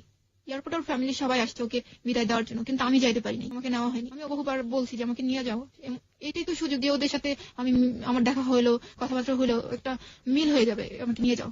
তো নেয়নি, যে এখনই তোমাকে ওখানে মিট করাবো না, এরকম বলতো। যাই হোক, চলে গেছে অস্ট্রেলিয়াতে। যাওয়ার পরেই আমাকে ফোন দিয়েছে যে আমি পৌঁছাইছি।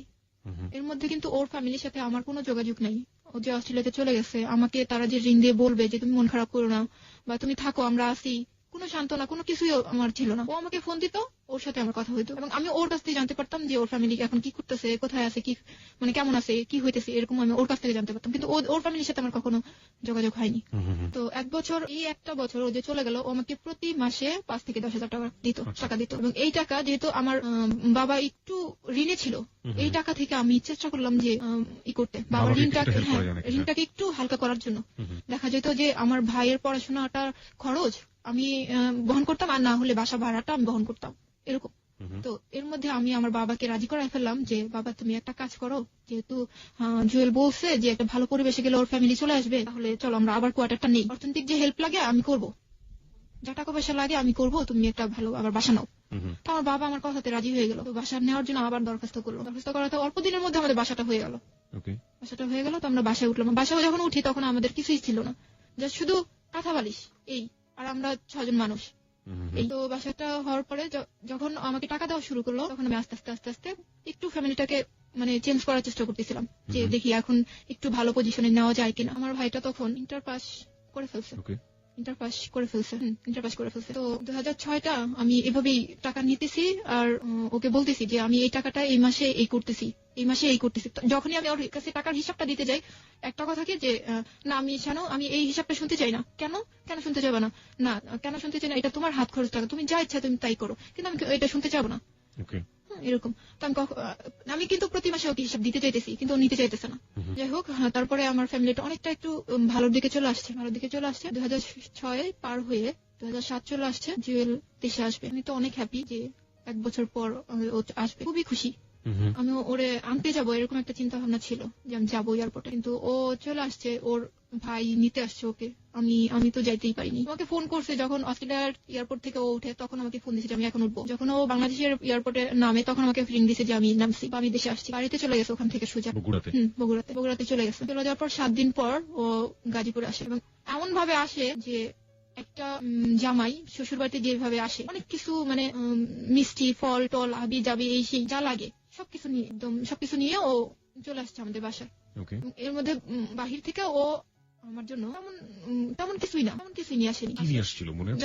শুধু একটা শ্যাম্পু, একটা স্নো, একটা লোশন, মানে একটা 2টা নেল পলিশ, এরকম মানে ছোট মানুষরা যেরকম আর কি কসমেটিক ইউজ করে এরকম জিনিসপত্র আর কি নিয়ে আসছে। তো আমার ভাই বোন তো অনেক অনেক ভালোবাসতো ওরে, খুবই ভালোবাসতো। খুব খুশি ওরে দেখার পর, যে অন্যরকম হয়ে গেছে, ওর চুলগুলো অনেক বড় বড় হয়ে গেছে, মোটা হয়ে গেছে, অনেক খুশি ওরে দেখার পর। তো এরকম হয়েছে যে 1 মাস ছিল দেশে, 1 মাসের মধ্যে 13-14 দিন ও গাজীপুরে ছিল।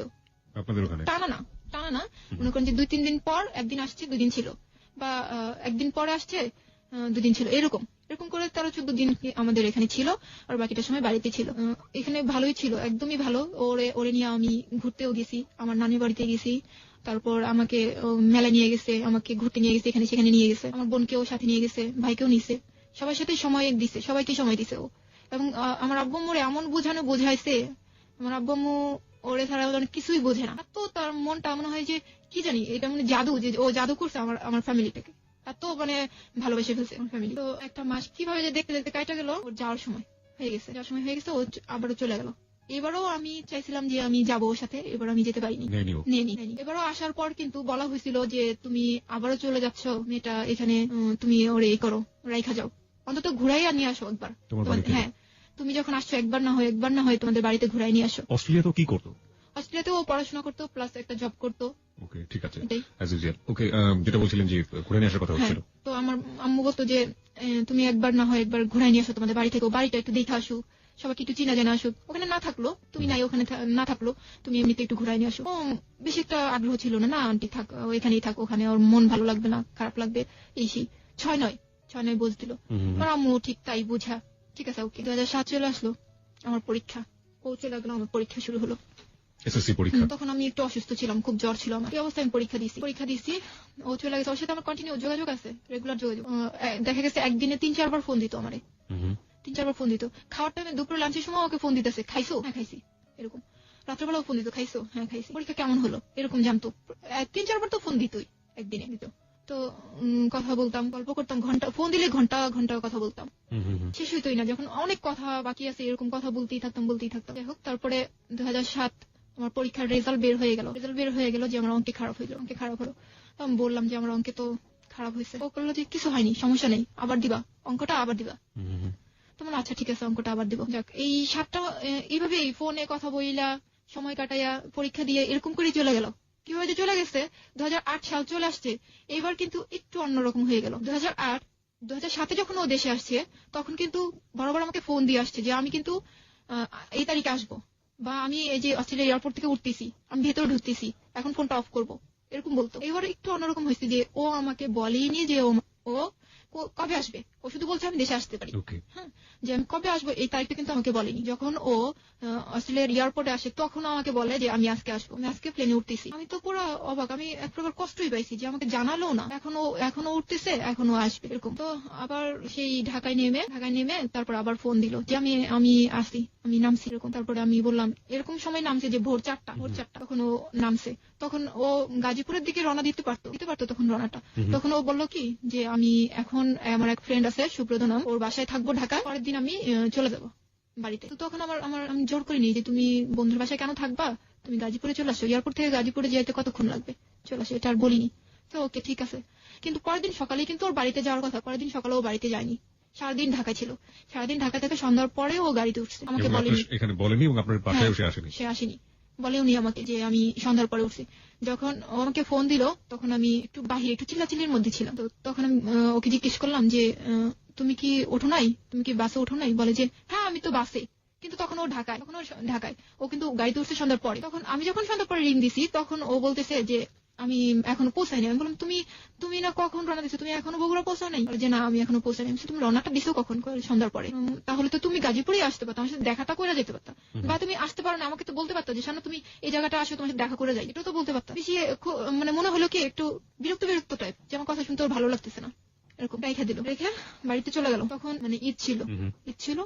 ও ঈদটা করে, ঈদটা ছিল 7 তারিখে, ও আসলো 13 তারিখে ও গাজীপুর আসলো। আসার পরে একটু চেঞ্জ এরকম আসলো যে ও বলতেছে যে আমি আজকে আসবো। ও বের হয়েছে বাসা থেকে আজকে, যে আমি আজকে আসবো, কিন্তু ও আজকে আসেনি আমার কাছে। আজকে সকালে ও রওনা দিছে, পরের দিন রাত 1টায় ও বাসায় আসছে। তাও ওকে যায় নিয়ে আসতে হয়েছে। হ্যাঁ, নিয়ে আসতে হয়েছে। মানে গেটে তো আমাদের যে আমরা তো বাসায় থাকতাম, গেটে কিন্তু ওকে একা আসতে দিবে না, বা কোনো গেস্ট আসলে আসতে দিবে না। যার গেস্ট তাকে রিং করা হবে, তারপরে যায় নিয়ে আসবে। তারপর আমার ভাই যায় নিয়ে আসলো, ওকে নিয়ে আসছে। তারপর আমি এর মধ্যে যে কাজটা হয়েছে যে আমি যখন আসতেছে না, আসার কথা বলেও আসতেছে না, আমি বারবার শুধু ফোন দিতেছি যে তুমি কোথায়, তুমি এত লেট হয়, আর আমি বাসায় রান্না করে বসে আছি, তুমি এত লেট করতেছো কেন, তাড়াতাড়ি আসো। ও বলতেছে আমি ব্যাংকে বসে আছি, ঢাকার ব্যাংকে বসে আছি। ব্যাংকে কি করো? ব্যাংকে কাজ আছে, ব্যাংকে বসে আছি। কিন্তু ও ব্যাংকে ছিল না, ও ছিল দিনাজপুর। যখন ও আসলো তখন রাত 1টা।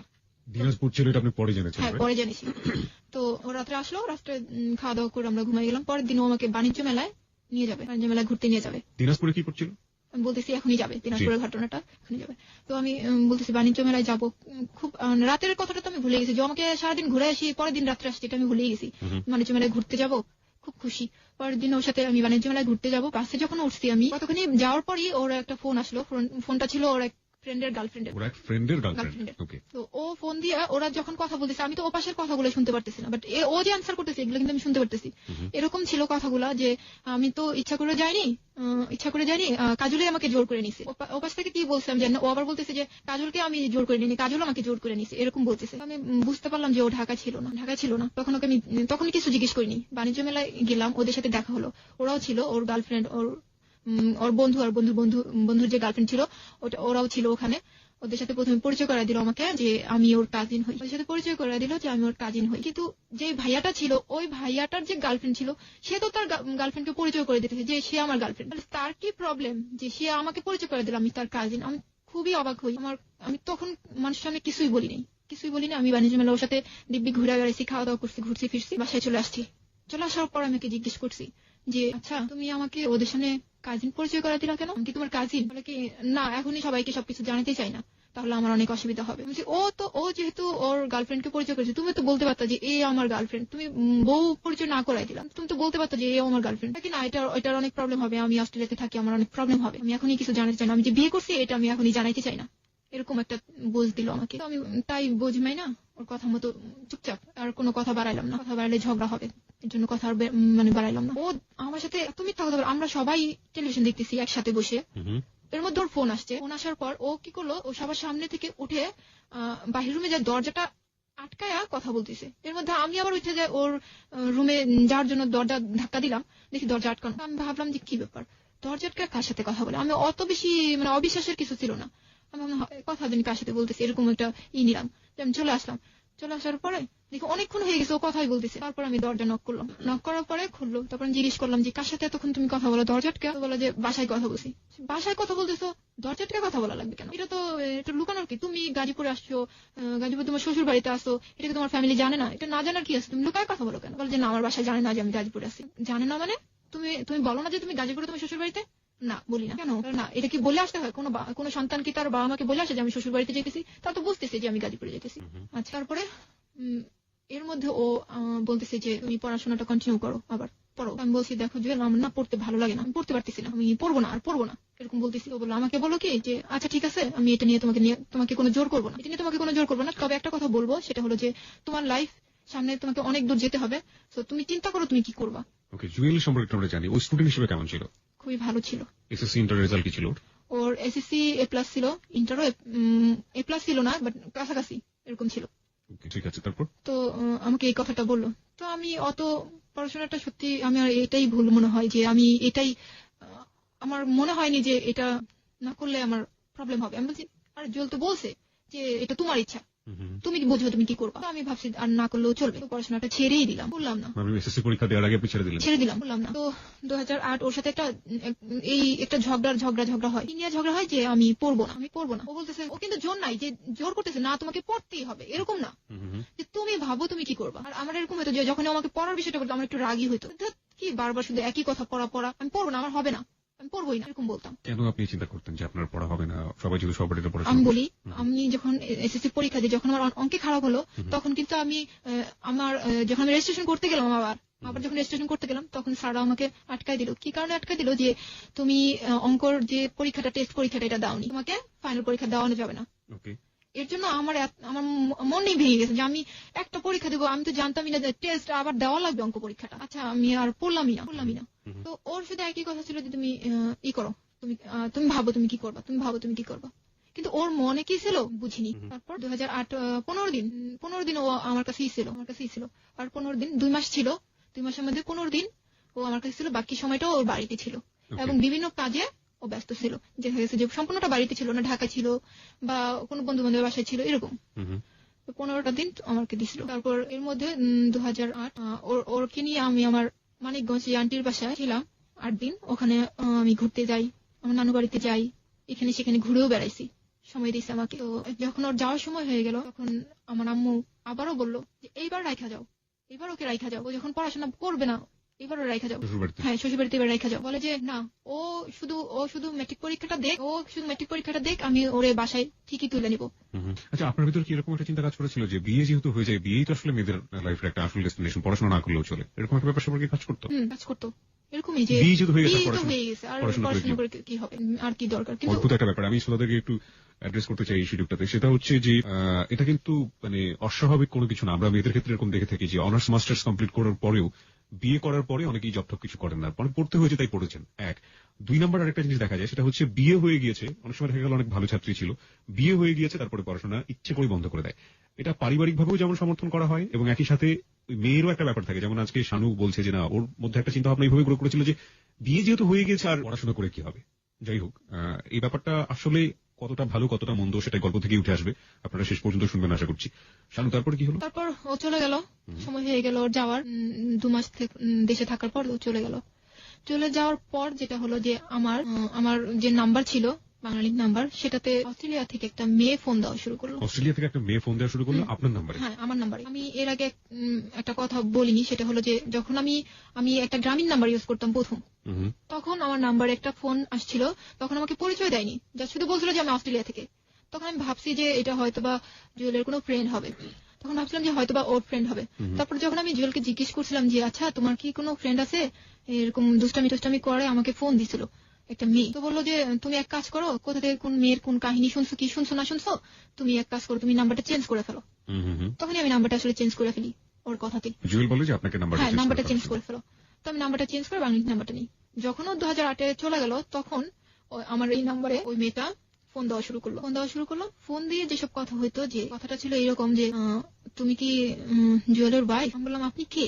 আমি জিজ্ঞেস করলাম আপনি কে? তো বললো আমি কে সেটা তোমাকে বলছি, তার আগে বলো যে তুমি কি জুয়েলের ওয়াইফ? হ্যাঁ, আমি তো জুয়েলের ওয়াইফ। আপনি কে? তখন আমাকে বলে যে আমার নাম সোমা। আমি অস্ট্রেলিয়া থাকি, আর জুয়েলের সাথে আমার 2 বছর ধরে রিলেশন। মানে কিসের রিলেশন? দুজনকে ভালোবাসে 2 বছর ধরে? হ্যাঁ। তখন শুনে কোনো রকমই মনে করিনি, মনে করছি যে দুষ্টামি, আমার সাথে ফান করা হচ্ছে, সবাই মিলে মনে হয় একসাথে বসে দুষ্টামি করতেছে, এরকম মনে করছিলাম। যখন একের পর এক, দিনের পর দিন আমাকে এরকম ফোন দেওয়া হয়, আজে বাজে কথা বলা হয়।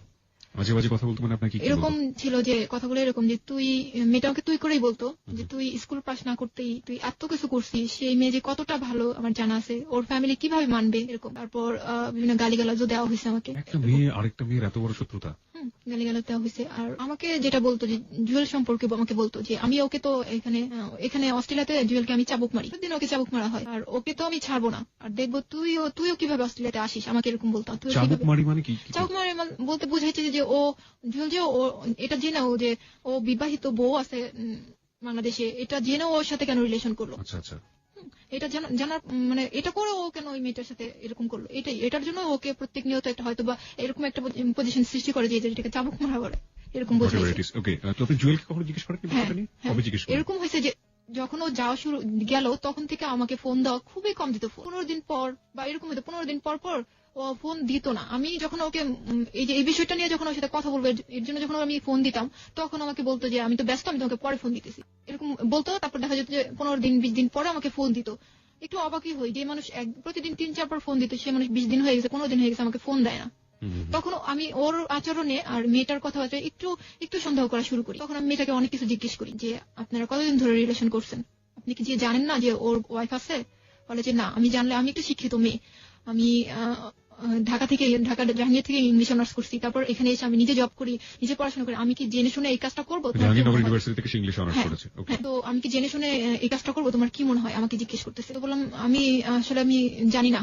আমি বলছি আমি জানি না। তো আপনি এখন তো জানছেন, তাহলে এখন কেন সরে যান না? এখন সরে যান। বলে না, আমি সরবো না, তুই সরে যাবি। আমাকে বলে তুই সরে যাবি, তুই অস্ট্রেলিয়াতে আসতে পারবি না, আর ওকে আমি এখান থেকে যেতে দেবো না।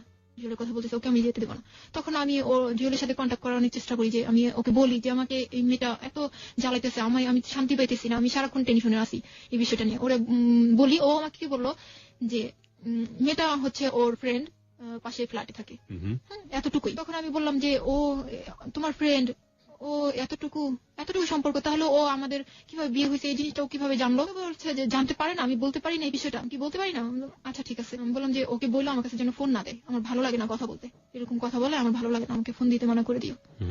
তো বললাম যে আচ্ছা ঠিক আছে। কিন্তু এটা কিন্তু হয়নি, আমাকে রেগুলার ফোন দিত, রেগুলার মেয়েটা আমাকে ফোন দিত, কিন্তু জুয়েল কিন্তু রেগুলার ফোন দেওয়া বন্ধ করে দিল। রেগুলার ফোন দিত, কথাগুলো ঠিক এইরকমই ছিল যে তুই খারাপ মেয়ে, তুই নষ্ট মেয়ে, তোর বাবা মা কিভাবে পারলো মেয়েকে ছেড়ে দিল, একটা ছেলের পিছনে ঈদ করে দিল, ও জুয়েলকে বল পাইছিস, টাকাওয়ালা পাইছিস, এই সেই, মানে যত রকমের হাবি জাবি কথা আছে সব। এগুলো শুনে আমি কিন্তু কোনো উত্তরই দিতে পারিনি। আমি শুধু মেয়েটার কথা শুনে কান্নাকাটি করছি, কোনো উত্তর দিতে পারিনি। আমি শুধু অবাক হয়েছি একটা বিষয়, যে আমি একদিন একটা মেসেজ দিছি জুয়েলকে। সেই মেসেজটা আমাকে জুয়েল রিপ্লাই না করে ওই মেয়েটা আমাকে রিং দিয়ে রিপ্লাই করছে যে তুমি এই মেসেজটা যে পাঠাইছো, জুয়েল তো নাই, জুয়েল তো ওর ফোনটা রেখে কাজে গেছে, এরকম বলছে। আমি তাও বিশ্বাস করিনি মেয়েটার কথা, বিশ্বাস করি নাই। আমি কি করছি, ওর পার্সোনাল নাম্বারে ফোন দিছি। ফোন দেওয়ার পর দেখি মেয়েটাই রিসিভ করছে। আমি হ্যালো না বলে মেয়েটার কণ্ঠটা শুনেই আমি লাইনটা কেটে দিছি। তারপর আমি কেটে দেওয়ার পরে যখন আমি আর কোনো মেসেজ, কোনো ফোন, কোনো কিছু দেইনি।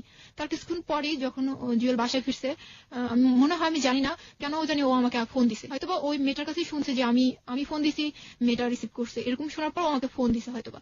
ফোন দেওয়ার পর যখন ও ফোন দিছে, তখনই আমি সাথে সাথে জিজ্ঞেস করছি, আচ্ছা তুমি আমাকে একটা প্রশ্নের অ্যান্সার দিবা? বলো যে কি? বলছি যে একটা মেয়ে কতটুকু অধিকার দিলে তোমার পার্সোনাল ফোনটা রিসিভ করতে পারে? তখন ও আমাকে বলে যে আসলে কি, আমার ফোনটা তো আমি রেখে গেছি, ওর একটা ফ্রেন্ড ছিল রেজন নাম, তো বললো যে রেজনকে বলছিলাম ফোনটা নিয়ে আসার জন্য, ও নিয়ে আসেনি, এর মধ্যে দেখছি যে আমার ফোনটা বাজতেছে, তো সোমা রিসিভ করছে, এরকম বোঝাইলো আমাকে। আমি বললাম আচ্ছা রিসিভ করছে ভালো কথা, আমাকে এত বাজে বাজে কথা কেন বলে? তুমি কি কিছু বলবা? তুমি কি আমাকে সত্যিটা বলবা, আসলে কি হয়েছে, সমস্যা কোন জায়গায়, বা তোমার সাথে মেয়েটার কি কোনো রিলেশন? তুমি আমাকে বলো। কিছুই বলে না, যে না আমার মেয়েটার সাথে কিছুই না, মেয়েটার সাথে আমার কিচ্ছু না। যখনই আমি এই কথা তুলি, একটা বিষয় খেয়াল করছি যে অনেক বেশি রেগে যায়, কথাটা এড়াই যেতে চায়, বলতে চায় না যে মেয়েটার সাথে ওর কি রিলেশন, বলতে চায় না। কোনোভাবেই আমি জানতে পারি না মেয়েটার সাথে ওর কি সম্পর্ক। তারপর যাই হোক, এরকম করে 1টা বছর মেয়েটা আমাকে ফোন দেয়, 1টা বছর ওর সাথে, মেয়েটার সাথে কন্টিনিউ কথা বলি, এরকম ও আমার বিষয় জানতে পারে, আমি ওর বিষয় জানতে পারি। তারপরে আমি একটা অনুষ্ঠানে যাই, সেখানে হঠাৎ করে মেয়েটা ফোন দেয়, তো আমি মেয়েটার সাথে এত বাজে বাজে কথা বলতেছিল যে আমি ওর সাথে পারতেছিলাম না, কথার অ্যান্সার দিতে পারতেছিলাম না। তখন আমার এক আন্টি ছিল, যে আন্টির কথা আমি বলছি, অ্যাডভোকেট, ওই আন্টি ছিল সাথে আমার। আমি আন্টিকে ফোনটা দিয়ে দিছি, আন্টি দেখেন মেয়েটা আমাকে কি বলতেছে, এত খারাপ কথা বলছে। তো মেয়েটাও গালাগালি করতেছে, আন্টিও অনেক গালাগালি করছে। তার কিছুক্ষণ পর অনুষ্ঠান শেষ করে আমি যখন বাসার দিকে ফিরতেছি, তখন আমি দেখি যে জুয়েলের যে পার্সোনাল নাম্বার আছে ওটা থেকে আমাকে ফোন আসছে। ফোন আসার পর ও আমাকে এই ফোনটা ছিল ওর অনেকদিন পরে, প্রায় 20 দিন কি 25 দিন পর আমাকে ফোনটা দেওয়া। এই ফোনটা দেওয়ার পরে যে আমাকে কথাগুলো খুব খারাপ করে বলতেছিল। জুয়েল, হ্যাঁ, খারাপ করে বলতেছিল এবং তুই করে বলতেছিল। হ্যাঁ, ফার্স্ট টাইম আমাকে তুই করে বলতেছিল। আমি ওরে কিছুই বলিনি, কিছুই বলতে পারিনি। আমি শুধু বলছি যে আমি মেয়েটাকে গালাগালি করছি, সেটা তোমার লাগছে, আর মেয়েটা যে আমাকে এত কিছু বলছে, আমি যে তোমার কাছে এতবার বললাম যে মেয়েটা আমাকে এত কিছু বললো, সেটা তোমার একটুও লাগলো না? আমি তোমার ওয়াইফ, ও আমাকে এত কিছু বলছে, সেটা আমি তোমার কাছে বললাম, তুমি সেটা নিয়ে কোনো প্রতিবাদ করলো না, আর মেয়েটাকে আমি বকা দিছি, সেটাতে তুমি আমাকে এরকম গালাগালি করতেছো। বলে যে তখনই আমাকে ফার্স্ট বললো যে তুই এখনো পেপারটা হাতে পাস নাই। বললাম যে কিসের পেপার? তো তখনই আমাকে বললো যে পাবি, জলদি তুই একটা পেপার পাবি। সেদিনই কথা বলার পর ওর কথা সহ্য করতে না পেরে আমি এক প্রকার লাইনটা কেটে দিই, কথা বলতে চাই না, বাসায় চলে আসি। সারাক্ষণ একটা টেনশন যে কি হইতেছে। আর দেখা যাচ্ছে মিনিটে আমাকে ফোন দিত মেয়েটা, হ্যাঁ, একটু পর ফোন দিত। একদিন ফোন দিছে, ফোন দেওয়ার পর দেখি যে আমাকে বলছে যে তোর মেয়েটা বলতে চায় তোর জুয়েল বাবার সাথে কথা বলিস না এখন, এরকম বলতেছে। এখন আমিও বলছি যে যদি তোর সাহস থাকে তাহলে তুই তোর জুয়েল বাবাকে ফোনটা দে।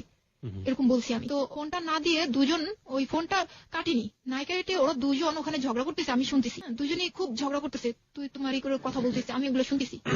তখন আমি আবার রিপিট করেন ওই জায়গাটা, দুজন ঝগড়া করতেছে। হ্যাঁ, দুজন ঝগড়া করতেছি, ফোনটা কিন্তু কাটিনি, আমি শুনতেছি এই পাশ থেকে যে ওরা ঝগড়া করতেছে এবং দুজনে তুই তুই করে কথা বলতেছে, আমি শুনতেছি। তখন আমি বুঝতে পারলাম যে ওরা একসাথেই থাকে এবং একসাথে ওরা বসবাস করতেছে, ওদের মধ্যে অবশ্যই কোনো রিলেশন আছে। তখন আমি বুঝতে পারছি। তারপর আমি ওদের ফোনটা কেটে বাসায় আসি, বাইরে ছিলাম আমি। বাসায় এসে তারপর আমি আম্মুকে সেদিন আমি সব বলছি, আম্মু আমাকে এই মেয়েটা আমাকে ফোন দেয় এবং এই যে এগুলো কথা বলে। তো আমার আম্মু বলে তুমি জুয়েলকে বলছো? বলছি, জুয়েল আমার সাথে এই করতেছে, জুয়েল আমাকে এই ভাষায় কথা বলছে, জুয়েল আমাকে এই গালিটা দিছে, এরকম বলছি। তখন আমার মা ওর সাথে কথা বলার জন্য অনেক চেষ্টা করছে, কিন্তু যখনই আমি ফোন দেই ও তো ফোন দেওয়া বন্ধই করে দিছে, ও টোটালি ফোন বন্ধ করে দিছে যে আমাকে আমার ফোন দিবেই না। আমি অনেক চেষ্টা করছি ওর সাথে কথা বলার জন্য, অনেক ফোন দিছি। দেওয়ার পর ও ফোন রিসিভ করলে ও যখনই দেখে যে আমার ভয়েসটা, তখনই ও লাইন কেটে দেয়, যখনই আমার ভয়েসটা শুনে তখনই ও লাইনটা কেটে দেয়। তারপর আমার কিছুতেই যোগাযোগ করতে পারি না, না আমার বাবা মার সাথে কথা বলে দিতে পারতেছি, না আমার সাথে কথা বলে। আমি জানতেই পারলাম না যে কেন ও এরকম করতেছে, আমাকে সরাসরি কেন বলে না, কিছুই না বলতেছে মেয়েটার সাথে রিলেশন আছে, না আমাকে কিছু বলতেছে, মেয়েটাকে দিয়ে আমাকে গালাগালি করতেছে। আর মেয়েটা যখন বলতেছে তখন ও আমাকে রিং করে গালাগালি করতেছে। এই অবস্থা চলতেছে 2009 সাল নভেম্বরের 23 তারিখ আমি একটা পেপার হাতে পাই। পেপারটা ছিল এরকম যে স্বামী কর্তৃক তালাকের নোটিশ। পেপারটা আমার সামনে রয়েছে, আমি একটু আমাদের শ্রোতাদেরকে পড়ে শোনাতে চাই। 2009 সালে কত সালে পেয়েছিলেন এটা? 2009 সালের কত তারিখ? নভেম্বরের 23। 1961 ইংরেজি সালের মুসলিম পারিবারিক আইন এর 7-এর 1 ধারা মতে স্বামী কর্তৃক তালাকের নোটিশ। জনাবাদ, যথাযথ সম্মানপূর্বক আমি নিম্ন স্বাক্ষরকারী, আপনার হাজবেন্ডের নাম, তার পিতার নাম এবং তার গ্রাম ঠিকানা, তারপরে হলো এখানে care of professor Habiba Begum, উনি ওনার বাড়িতেই ওনারা মানে ভাড়া থাকে, ওনার কেয়ার অফ দেওয়া আছে ওনাকে।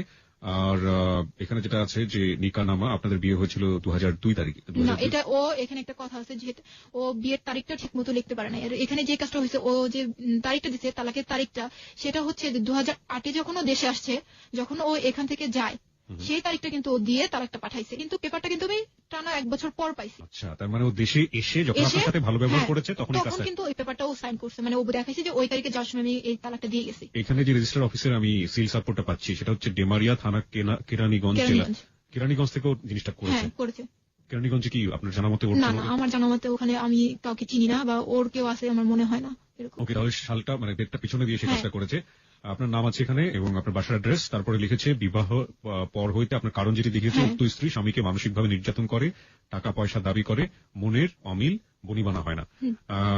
তারপরে লিখেছে যাহা শরীয়তের সম্পূর্ণ পরিপন্থী বিধায় 27/1/2009 ইংরেজি তারিখে আমি নিম্ন স্বাক্ষরকারী স্বেচ্ছায় সজ্ঞানে সুস্থ মস্তিষ্কে অন্যের বিনা প্ররোচনায় আপনার নাম 1 তালাকে বায়েন করিয়া বিবাহ বন্ধন ছিন্ন করিলাম। তারপরে মর্মতকরণ হলো, নিবেদক হচ্ছে আপনার হাজবেন্ডের নাম, ওর সাইন তো না এখানে, মোহাম্মদ আব্দুল্লাহ আল কাউসার। এটা কি ওর সাইন? না, এটা আমার মনে হয় না যে ওর হাতের লেখা। নিবেদক মোহাম্মদ আব্দুল্লাহ আল কাউসার। আপনার বিবাহের কাবিননামাটা কই? এখানে আছে। আপনার বিবাহের কাবিননামে ওর হাতের সাইনটা কই? এখানে তো এখানে না, এখানে আপনাদের দুজনের সাইনই তো অবশ্যই নিশ্চয়ই থাকবে। এই যে আব্দুল্লাহ আল কাউসার, রাইট? ওকে, আমি আমার শ্রোতাদেরকে বলছি, আমি আমার নিজের 2 চোখ দিয়ে যেটা দেখতে পাচ্ছি, সেখানে যেটা মনে হচ্ছে আমার কাছে যে ইয়েস, এই সাইনটা তো নিজে করেছিল, রাইট? হ্যাঁ, এটাও নিজে করছে। আপনি কি 2 বছরে বুঝতে পেরেছেন যে এই দুজনের সাইন একরকম না? একরকম না। আমি পেপারটা হাতে পাওয়ার পরেই বুঝতে পারছি যে এটা ওর সাইন না। এবং এখানে যেটা মজার বিষয় হচ্ছে যে কাবিননামাতে যে সাইনটা আছে আব্দুল্লাহ আল কাউসার, সেখানে আব্দুল্লাহ বানানটা হচ্ছে ঠিক আছে, এখানেও ঠিক আছে, আল ঠিক আছে। আব্দুল্লাহর পরে উনি কোনো হাইফেন ইউজ করেননি, ওখানে আলের পরে কোনো হাইফেন নাই, এখানে হাইফেন ইউজ করা হয়েছে। কাউসার বানানে ও লিখেছে কয় আকার রস্যৌ মূর্ধন্য শয় আকার আর বয়শূন্য র। কিন্তু তালাক নামাতে দেখলাম কাউসার বানানে লেখা হয়েছে কয় আকার ও, এখানে রস্যৌটা নেই এবং হাতের লেখার মধ্যে কোনো মিল নেই। তার মানে এটা আপনার হাজবেন্ডের সাইন না, কিন্তু আপনার হাজবেন্ড যে কোনো কাউকে দিয়ে এই কাজটি করিয়েছে। এবং এখানে কেরানীগঞ্জ থানার সিলসাপুর সরকারি অফিসারে যেটা থাকার কথা সেটা এখানে আছে। কি স্টোরির মুখোমুখি হয়েছে বাবা আজকে। ওকে, তারপরে এটা পাওয়ার পরে কি হলো, কি করলেন? এটা পাওয়ার পরে আমি তো যখন হাতে পাই তখন তো মানে হয়ে গেছে, একদমই শক্ত হয়ে গেছি। কি করব কিছুই বুঝতে পারিনি। ওর সাথে যোগাযোগের অনেক চেষ্টা করছি, ওর ফ্যামিলিতে যোগাযোগের চেষ্টা করলাম। ওর ফ্যামিলিতে কি হয়েছে যে ওর বাবা মার সাথে আমাকে কথা বলতে দেয় না। আমি যে নাম্বারটায় ফোন দিতাম সেই নাম্বারটা ব্যবহার করতো ওর ভাই, ওর বড় ভাই। ওর ভাইকে যখন আমি ফোন দিলাম, আমি তখন বললাম যে আমাকে একটু মাকে দেন, আমি একটু কথা বলবো, আমার মার সাথে একটু কথা আছে। তখন বললো যে যা বলার তুমি আমার সাথেই বলো। বড় ভাইটা বললো যা বলার তুমি আমার সাথেই বলো। আমি বললাম যে আপনার ভাই এরকম করার মানে কি, মানে তার সাথে তো আমার কিছুই হয়নি, না ঝগড়াঝাটি কিছুই হয়নি, তাহলে হঠাৎ করে পেপার পাঠায় দিল আমি তো কিছুই বুঝলাম না কি হয়েছে, আপনাদের সাথে কি কিছু বলছে বা আপনারা কি জানেন, এরকম জিজ্ঞেস করলাম। তো ভাইয়ার অ্যান্সারটা ছিল এরকম যে তোমরা জানো যে তোমাদের মাঝে কি হয়েছে সেটা তোমরা জানো, আমরা জানি না, এরকম অ্যান্সার। তারপরেও আমি অনেকবার অনেক নাম্বারে ফোন দিয়ে আমার শাশুড়ির সাথে কথা বলতে চাইছি, কিন্তু আমার শাশুড়িকে আমি পাইনি। তার সাথে আমার একবার কথা হয়েছিল, সেটা হলো যে আমি একবারই কথা বলছি, সেদিনই সে আমাকে বলছিল যে আমি এই মেয়েকে ঘরে তুলবো, এরকম একটা কথা আমাকে বলছিল। সেই কথাটাই আমি বলতে চাইছিলাম যে মা আপনি তো এই কথাটা আমাকে বলছিলেন, তাহলে কেন, কি কারণে আমাকে এই পেপারটা আমাকে পাঠানো হলো? এই পেপারটা তো মানে আপনাদের জানাই করা হয়েছে, আমি কখনোই ওনাদের সাথে যোগাযোগ করতে পারিনি। শামীমা সুলতানা শানু, এই স্বাক্ষরটা কি আপনার? হ্যাঁ। এটা আপনার হাজবেন্ডের স্বাক্ষর। ওকে, আমাকে একটু বলেন তো যে আপনারা যেই লোকটাকে ধরার জন্য এত একদম ফর্মালি একটা ব্যবস্থা করলেন, তাকে ওখানে লোকজন পাঠিয়ে ধরে নিয়ে আসা হলো, এই পেপারটা পেয়েছেন আপনারা 2009 সালে, আপনারা আইনি কোনো ব্যবস্থা নিয়েছেন? এরপরে কেন নেননি? নিইনি। আমি যখনই আইনের ব্যবস্থা নেব, এটা আমি বলি আমার একটা আন্টি অ্যাডভোকেট, আমি তার কাছে এটা নিয়ে যাওয়ার পর আমার আন্টি বলে যে এটা নাকি জুয়েলের সাইন না, আর যেহেতু জুয়েল দেশের বাইরে, এটা দিয়ে এখনই কিছু করা যাবে না, এরকম একটা কথা আমাকে বলছে যে কিছুই করতে পারবো না, ছেলে দেশে আসলে তারপর আমি বললাম যে ছেলে যদি কখনোই দেশে না আসে তাহলেও কি কিছু করার নাই? তখন বললো তুমি একটু অপেক্ষা করো, আমি দেখি কি করা যায়। কিন্তু এই পর্যন্ত আমার আন্টি বলতে হচ্ছে আমাকে যে আমার আন্টি আমাকে কোনো হেল্পই করেনি। আমার মাকে বলি যে মা তুমি একটু যা আন্টিকে বলো না যে এটা নিয়ে ঝুলে আসি কেন, এটা নিয়ে কিছু একটা করো। যখন যাই তখন বলি যে আমার আম্মুরে বলি কি যে তুমি একটু আন্টিকে ছাড়া অন্য উকিলকে বলো। যখনই যায় বা কারো কাছে আলাপ করে তখনই গাদা গাদা টাকা চায়। আর আমি একবারই তো বললাম যে আমার ফ্যামিলিতে ওরকম কোনো নাই। আর একটা কথা যে আমি প্রচন্ড ভয় পাই, যেটা যে আমার সাথে যখন জুয়েলের কথা হয়েছে, আমি ইদানিং এর কথা বলবো, 2 সপ্তাহ আগের কথা, যে 2 সপ্তাহ আগে যখন আমি কথা বলছি ওর সাথে, তখন এরকম ছিল যে আমি একটা নতুন একটা সিম নিই, নেওয়ার পরে ওটা থেকে আমি একটা মেসেজ দিই ওকে। মেসেজটা ছিল এরকম, কেমন আছো, তুমি আমাকে চেনো, এরকম একটা মেসেজ ছিল। এই মেসেজটা পাওয়ার সাথে তো আমার ওই নতুন নাম্বারে ফোন দিই। তারপর তখন আমি ওর সাথে কথা বলে আমি জানতে পারি যে আমি যদি কোনো আইনি কাজে যাই তাহলে ও আমাকে ফাঁসাবে, মানে ও আমার নামে উল্টা কেস করবে, এরকম ভয়ভীতি আমাকে দেখাচ্ছে। আমাকে বলে তুমি ঝামেলা করবো, আমি ঝামেলা করবো, তুমি নর্মালি থাকবো, আমিও নর্মালি থাকবো। তখন আমি বললাম এক কথা পরিপ্রেক্ষিতে ও বলতেছে যে তোমার সাথে আমার সব রিলেশন শেষ, তোমাকে আমি পেপার পাঠিয়ে দিছি, তো তোমার সাথে আমার কোনো রিলেশন নাই, তুমি এখন পেপার সাইন করে পাঠিয়ে দাও, তোমার যা ঝামেলা আছে আমি চুকাই দেবো, এরকম বলতেছে। তখন আমি বললাম যে পেপার সাইন করে পাঠিয়ে দিব, পেপারে তো আপনি সাইন করেননি, তাহলে আমি কিসের পেপারে সাইন করবো? তখন বলছে না আমি পেপার পাঠিয়েছি, আমি সাইন করছি, এরকম কথা বলছে, আমি সাইন করছি। তো আমি বললাম ঠিক আছে, পেপার তো সাইন করে পাঠিয়ে দিয়েছেন, ঠিক আছে সামনে দেখি আমি কি করতে পারি, এরকম। যখন এই কথাটা বলছি সাথে সাথে আমাকে বলে কি তুই করে যে তুই আমার মা বাবাকে যদি আমার মা বাবার যদি কোনো ক্ষতি করিস, তুই 50,000 টাকা খরচ করবি, আমি 50 লাখ টাকা খরচ করবো, কিন্তু আমার বাবা মার কিছু হতে দেবো না, এরকম। আর তুই যদি কিছু না করিস আমিও তোর কিছু করবো না, তুই আমার কাছ থেকে অনেক টাকা পয়সা নিছিস, আমাকে বলে তুই আমার কাছে অনেক টাকা পয়সা নিছিস, আমি উল্টা তোর নামে কেস করে দেবো। শুধু আমি জানি না, আমি ভয়েই সামনে আগাইনি, যে আমি যদি এখন কিছু করতে যাই দেখা যাবে যে আমি ওর সাথে পারবো না, কারণ ওর এখন অনেক টাকা পয়সা আর আমার কিছুই নাই, আমার কাছে কিছুই নাই যে আমি সামনে আগাবো। ওকে, এই তো আপনার গল্প, তাই না? আর কিছু বলার আছে? আর কিছু বলতে চান আপনি? আর কি বলবো, আমার এখানে আরেকটা কথা আছে যে ভাইয়া ও হচ্ছে আমাকে জিজ্ঞেস করছিল যে তুমি কি চাও, তুমি এখন কি চাও। আমি যখন মেসেজটা দিছি তখন আমাকে ফোন দিয়ে বলছিল যে তুমি এখন কি চাও। আমি বলছি যে আমি কি চাই সেটা না, আমি কি চাই সেটা তো আপনি জানেন যে আমি কি চাই, তুমি কি আমার সাথে সংসার করবা? আপনি কি সংসার আপনি যদি এটা চিন্তা করতেন যে আমি সংসার করবো তাহলে তো আপনি পেপারটা পাঠাইতেন না, তাহলে আপনি আমার সাথে ডিসকাস করতেন যে শানু তুমি কেন পড়াশোনাটা করো নাই, তুমি পড়াশোনা করো তাহলে আমি তোমার সাথে সংসার করবো। আপনি কখনোই আমাকে বলেননি, কখনো আপনার জোর ছিল না। আজকে আপনি আমি এগুলো ওকে বলছি যে আপনি আজকে আমার সাথে সবার স্বীকার করতেছেন যে আপনি আমার সাথে এটা করেননি, এটা করছেন, এটা করেননি। আচ্ছা, আপনাকে যে তালাকনামাটা পাঠিয়েছে, আপনার এখানে কাবিনে উল্লেখ করা আছে 5 লাখ টাকা হচ্ছে আপনার কাবিন নামায়, তার কোনো টাকা কি ও আপনাকে দিয়েছে? না, দেয়নি। তালাকনামার একটা মজার বিষয় আমি আসলে এটা প্রথম দেখছি আমার জীবনে। এখানে তালাকনামা এগ্রি করার যদি কোনো ব্যাপার থেকে থাকে তাহলে তালাকনামায় যার নামে তালাক দেওয়া হলো তারও একটা স্বাক্ষর করার বোধহয় কোনো একটা ব্যবস্থা থাকা উচিত ছিল, কিন্তু এখানে কোনো সেরকম কোনো জায়গাও নেই। আমার এই গল্পটা শোনার পরে আমার বেশ কয়েকটা প্রশ্ন আমার মাথার মধ্যে এসছে। প্রথমত হচ্ছে যে শানুর যখন জীবনে এই ঘটনাটা ঘটেছিল তখন সে ক্লাস 8-এ পড়ে, এবং এই ঘটনা ওইরকম সময়ে ঘটে যাওয়ার যে ব্যাপারটা সেটা ঠেকানো সম্ভব ছিল যদি পরিবারে সবসময় বাবা না থাকলে, বাবা থাকে না সাধারণত আমাদের বাংলাদেশের মতো সোসাইটিতে আমরা দেখি যে বাবাই কাজ করেন, মা ঘর সামলান। তো আমি একটা জিনিস দেখতে পেয়েছি যে বাবা থাকেন না এবং মাও থাকেন না, ওই সময় ঘটনাটা ঘটে গিয়েছে। শানুর পক্ষে ব্যাপারটা আসলে আকস্মিকই বলা যায়, কিন্তু যে ছেলের দ্বারাই ঘটনাটা হলো, শানুর বর জুয়েল, তখন তার বয়স কিন্তু 18 বছর, মানে সে কোয়াইট ম্যাচিউর, অনেকটাই ম্যাচিউর। 1 2 নম্বর যেটা হচ্ছে সেটা হচ্ছে শানুর বয়স যখন 14 বছর এবং সামাজিকভাবে যাতে হেয় প্রতিপন্ন না হন এবং শানুর বরের বয়স যখন 18 বছরের মতো, সেই সময়ে তাদেরকে সামাজিকভাবে হেয় প্রতিপন্ন না করার জন্য এমন একটি কাজ করা হলো, মানে জোর করে বিয়ে দিয়ে দেওয়ার যে ব্যাপারটা, ধরে নিয়ে এসে বিয়ে করে দেওয়া, এটার আসলে কি সারা জীবনের জন্য কোনো সমাধান ছিল?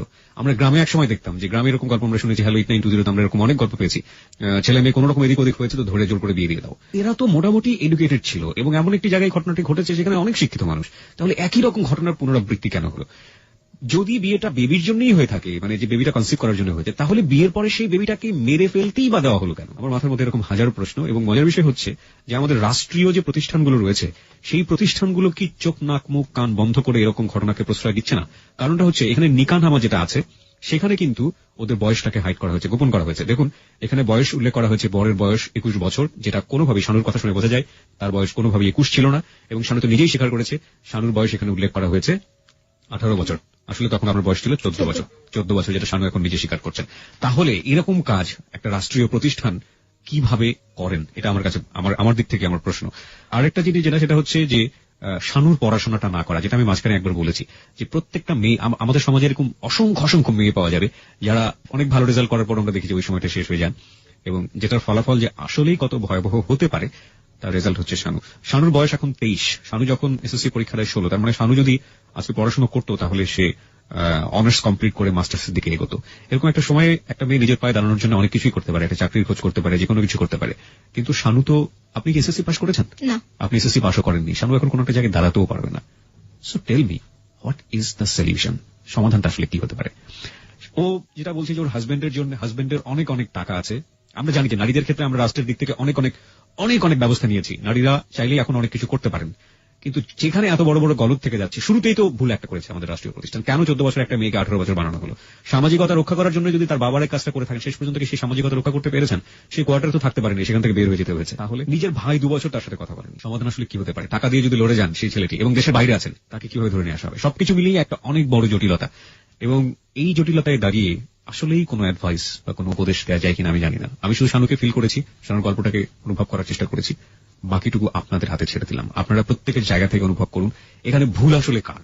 এই গল্পটা শোনার পরে অনেকেই অনেক রকমের উপদেশ দিয়ে পাঠাবেন শানুর জন্য, যেটা সবসময় বিভিন্ন গল্পে হয়ে থাকে, কিন্তু এই উপদেশগুলো আসলে না প্রতি সপ্তাহে হারিয়ে যায়। এগুলো আসলে কি জীবনের কোনো সমাধান করছে?